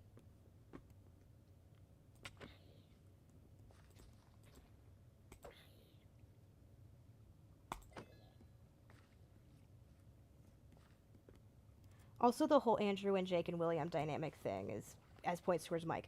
Yeah, someone once said that Jake and Andrew could be an interesting parallel for the Afton brothers. Which, thinking of Jake and Andrew as a parallel for the Afton brothers, with, like, maybe Elizabeth being an Eleanor parallel, would be incredibly intriguing. I don't know if that was the idea. However, I am not entirely unsure that Andrew isn't a Mike parallel, because he is described as he is an angry child. He may or may not be a part of the MCI. He knows that William hurt him, but he never remembers why, and it's never confirmed that he was part of the MCI or how William got him, or that, like, I think it says that he died via William's hand, but it's never fully confirmed.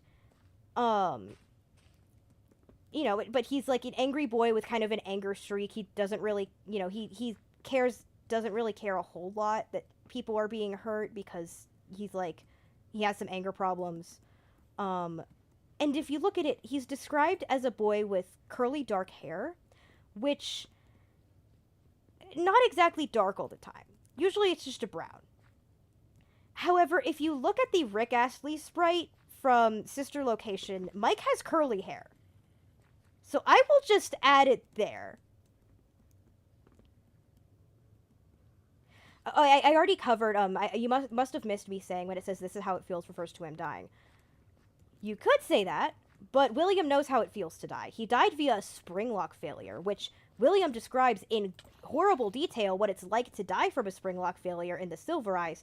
You are dying for hours, and you know you are dying for hours, and it is very painful, and you can't scream. It's a very painful death. I don't think they're referring to dying, because William has died very painfully. He knows how it feels to die a painful death. So I don't think that's what it's referring to. But yeah, the Rick Astley ass sprite of Mike, he's given curly hair there. Where did I come from?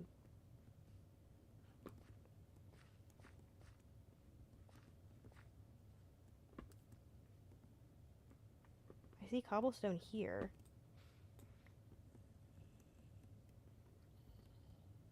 Cassidy Jake has to save Michael Andrew from his anger, and it turns out William was the problem all along. Yeah? The idea that, like... Yeah.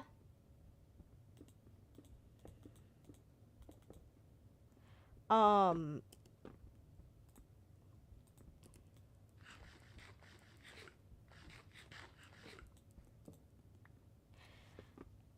like, it's...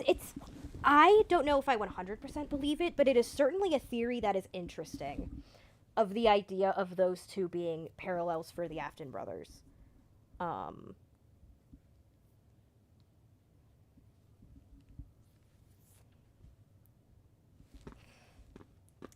Yeah, this is the location blindness kicking in again. I don't remember how I got in here. Who do we think we play in Secret of the Mimic? Hard to tell. For all we know, it's a new character. I doubt it. Something interesting is one of Steelwool's Mimic Mondays was them posting like this safety poster of this black man with a hand chopped off, because they're like, oh, if you lose a limb, it's on you. That one had a copyright about like characters are reserved by like the rights of Steelwool, which makes me think that that person on the sign could be a character. I may be wrong, and that might just be the usual copyright they slap on stuff, but that, you know, could be.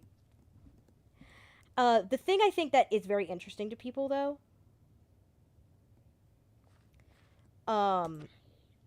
is that in the trailer, you can see you are accessing a computer with executive access. That means you are someone higher up in the company. Like 100%. So the idea that we are playing as either William or Henry, I think, is very plausible because of that executive access. Because of Mexis maybe being involved, it could very well be Henry that we're playing as. It could also be William. We have played as William before, so the idea of playing as him again is not, you know, a wide reach. Because I think they probably do choose their player characters carefully. So the idea of, I think that one of the reasons why it could very well be Henry, or very well be William, is because we have played as him before via UCN. So it's not, you know, completely out of the question. However, I think someone made a great case for Henry, and I don't remember what the case was, so I'm sorry. Norman Afton. Yeah, Normal Man Afton. Yeah, we play as Dave for maintenance, obviously.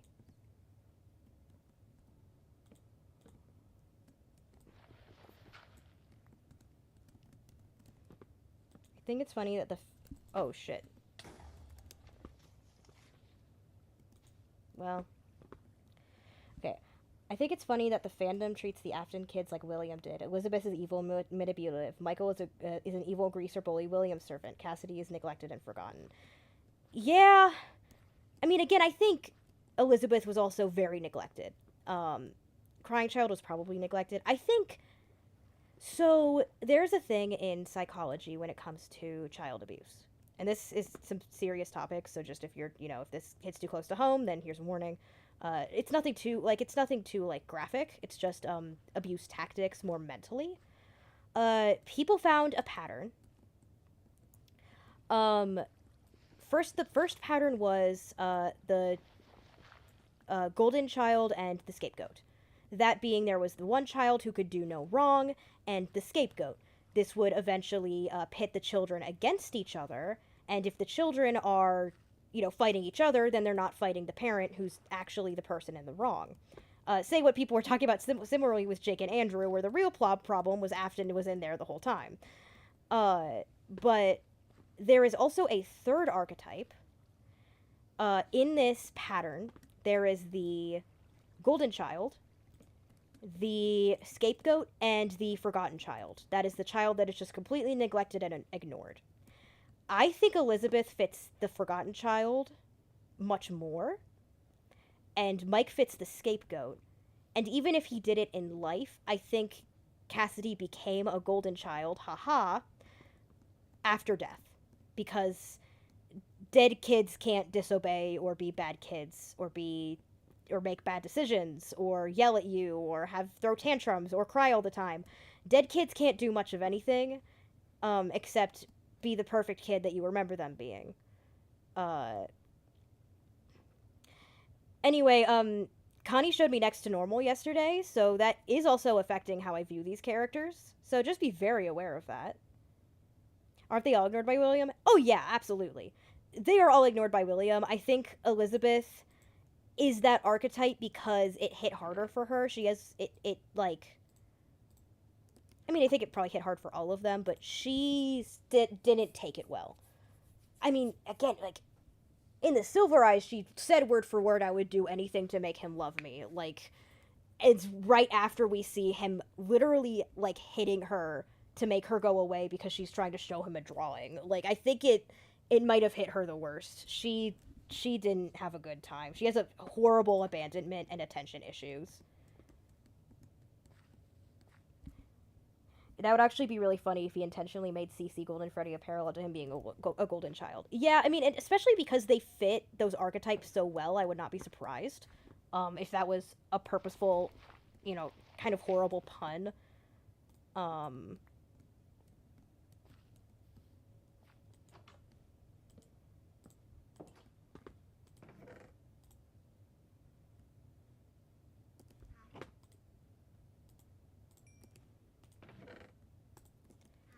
Yeah, anyway, Connie once put, Connie has character playlists, and she put Superboy and the Invisible Girl on Elizabeth's, and it's absolutely diabolical. Completely diabolical. I can't believe she would do this to me.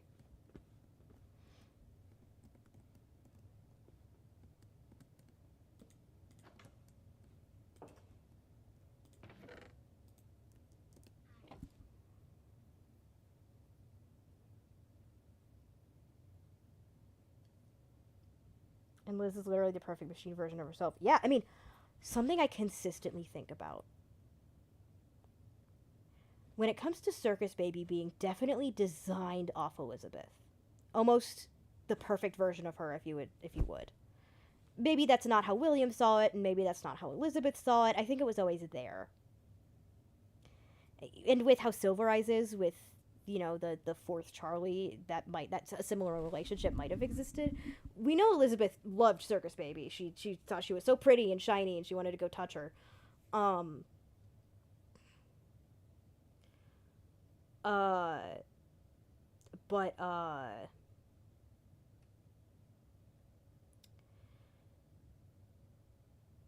The thing about Circus Baby, we usually see her with green eyes because her with green eyes is post-possession.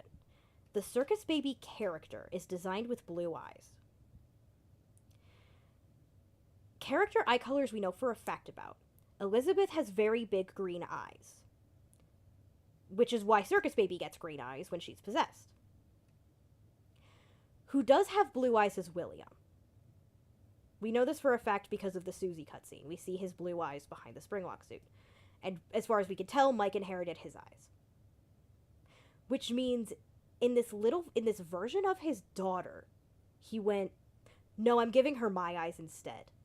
And that is diabolical. And that little detail says so much about his character.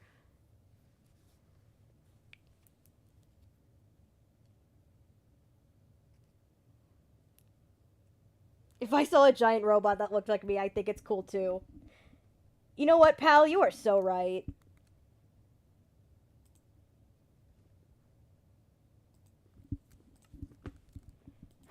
I would probably think it was cool too.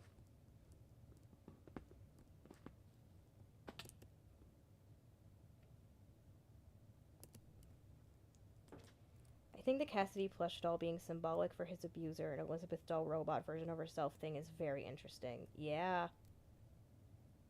Oh, people, the chat is just catching up to the eye color thing. Yeah. Yeah.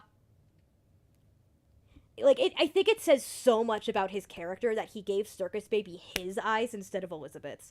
Like, God, that's diabolical. Which, honestly, I think if I did that video I was talking, if I really want to do it at some point, when we do that video about talking about what we know of the missing kids, having an Elizabeth section I think would be interesting just to talk about, I think, misconceptions about her character, where people like to see her as spoiled, I think, because people hear her say, Daddy, I want that, and think of Veruca Salt. When, if you actually look at things, not only was she not spoiled, but she was treated horribly and neglected. And I think, I mean, even, again, there's the Silver Eyes to go off of, but even if you ignore the Silver Eyes, one of her main lines is her going, I guess you forgot about me. Like, yeah, she has abandonment and attachment issues 100%. It's bad. I think William might be a little crazy. Yeah. So Coraline coded. Yeah. I can kind of see it. Coraline's parents were more well-meaning, but, like, I understand where you're coming from there. He literally wants Baby to see the world through his eyes. That's creepy as fuck. That sure is a way to put it. Wow.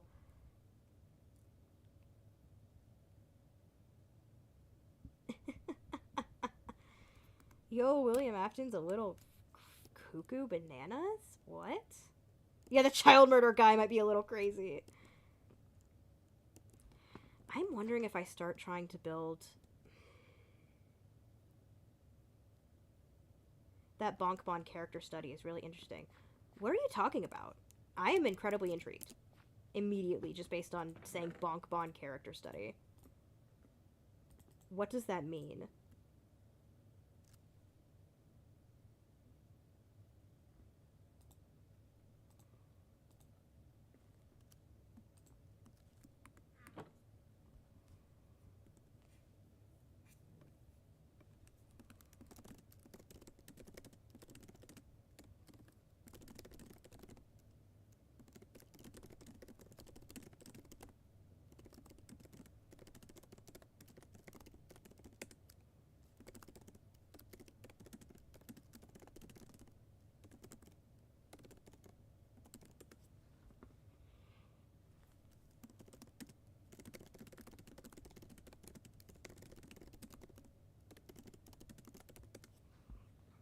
Okay. Dang, I can't believe William Afton is problematic. How does our theory stand with Fox Run being solved with the Dave and Cat? And we talked a bit about this earlier. I've talked about the Foxy Grid a lot. I don't know how much I believe that Dave is the solution. Four-letter words are really easy to get. Same way Evan was easy to get. I'm not entirely sure if that's the way it's supposed to be solved. There's 1,000,000 ways it could be solved. Others that might be more likely than others, but Dave doesn't, like, stand out as one that is more plausible or better solved than other options. I doubt it also because multiple times Afton used Dave as a fake name twice now. And the kid from the Mimic is named David, which Dave is short for. So I kind of doubt it in that sense. In general, though, I don't know if the Foxy Grid is solvable just because it's so vague.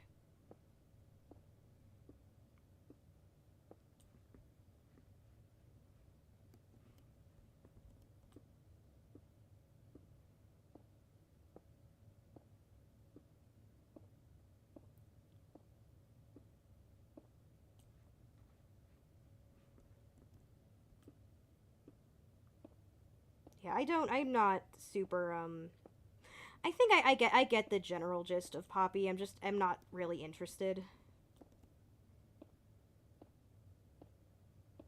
It's just not for me, I think.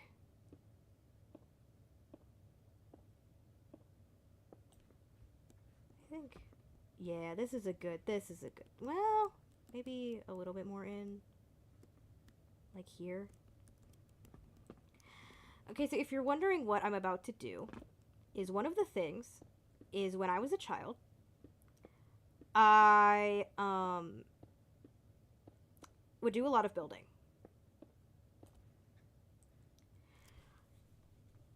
Once, I watched a video tutorial on how to build a floating island in either creative or survival. And the meta is to build a wireframe. What you do is you build a wireframe of the four corners going, steadily upward, and then the flat top. You can, make it more interesting later. And then you surround all of that with stone, so it's basically hollow, but with a wireframe. And it's been quite a while.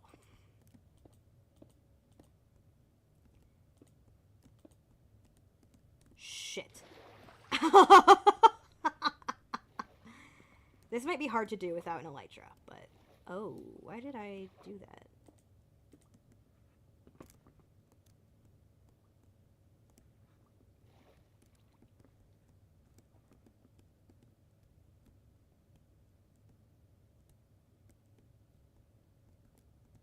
Yeah. At one point, as a kid, I had a huge loneliness phase. And specifically while some of my friends were at school, because I was homeschooled, so I wasn't doing that bullshit. I would just stay at home and build things in Minecraft all day. Because this was before I was, like, actually friends with Connie. Hey, for those of you who don't know, fun fact about me and Connie, we used to fucking hate each other. We were enemies. We wanted each other dead. We were each other's biggest opponent, as you will. As the kids say.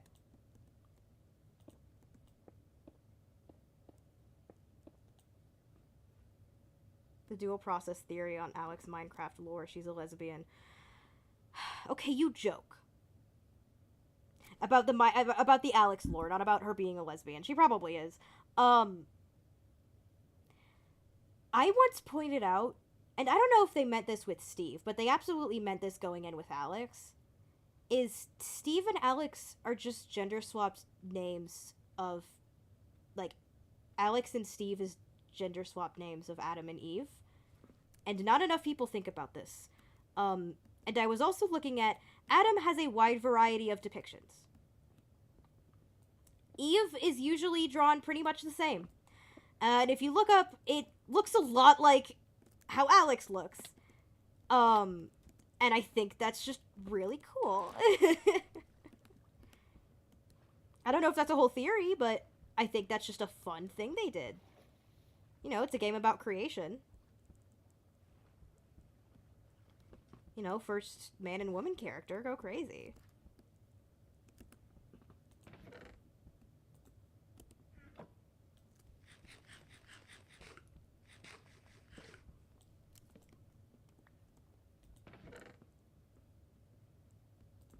I need to be fishing more. What ethnicity is Steve? Non-white. If you look at the skin in Minecraft, he is definitely dark-skinned. It's not enough to be a tan. I think it's just dark enough that he is not white. He is cubes. Steve could be any ethnicity that's, that has that type of skin tone. Is the Minecraft world the Garden of Eden? Probably not.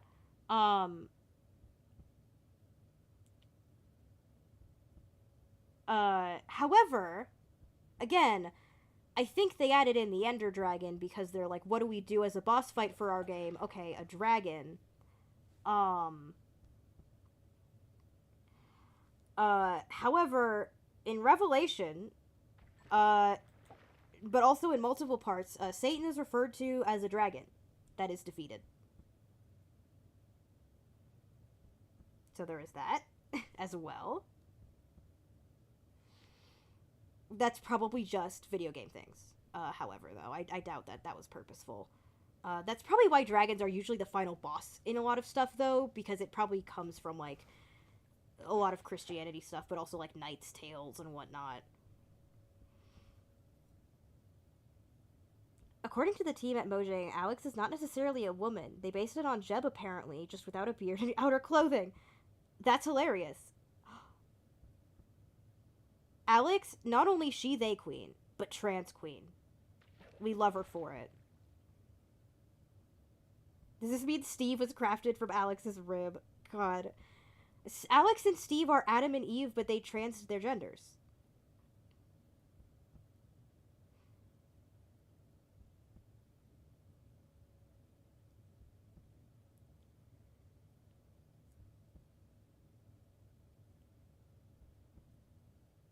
Yeah, like, I wouldn't, the reason I wouldn't make a theory is I don't think a bunch of stuff in Minecraft is specifically biblical references. The only other thing I can think of that could be connected to, like, the Alex and Steve, Adam and Eve thing is the addition of the chorus fruit. The idea that, like, eating the chorus fruit caused the Enderman to turn into that, hence why they can teleport, because that's the only food source in the end. You could very well see, you know, the chorus fruit is a ambiguous, weird, alien fruit. You could see a chorus fruit as a forbidden fruit of sorts, if you wanted to go that direction with how the Enderman happened.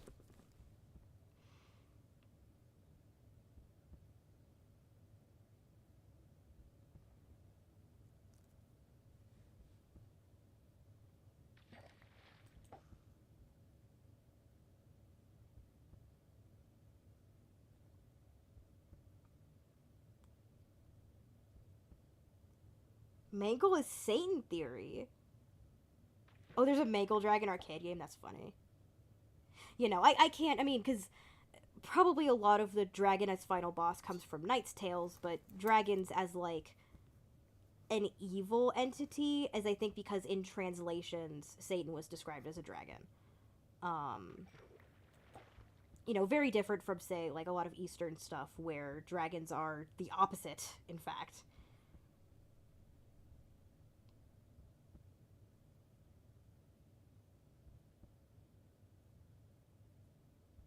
The end lurk does go so hard. I love Enderman, dude.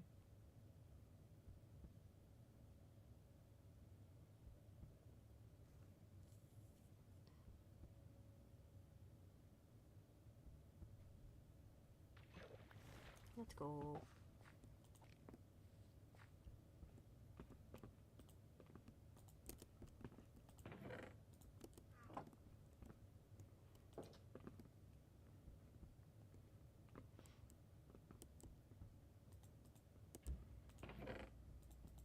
I should also probably cook the salmon now that I have enough of it.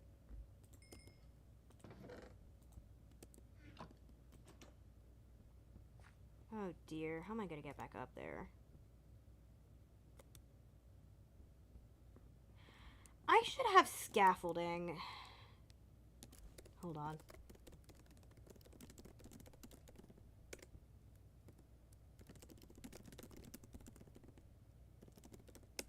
And lure goes so hard.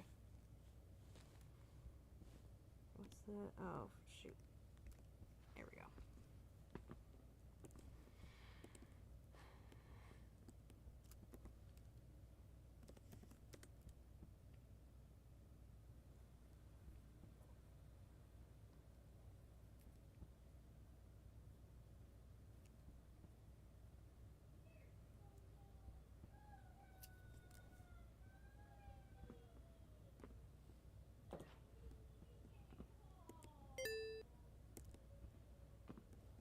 Okay.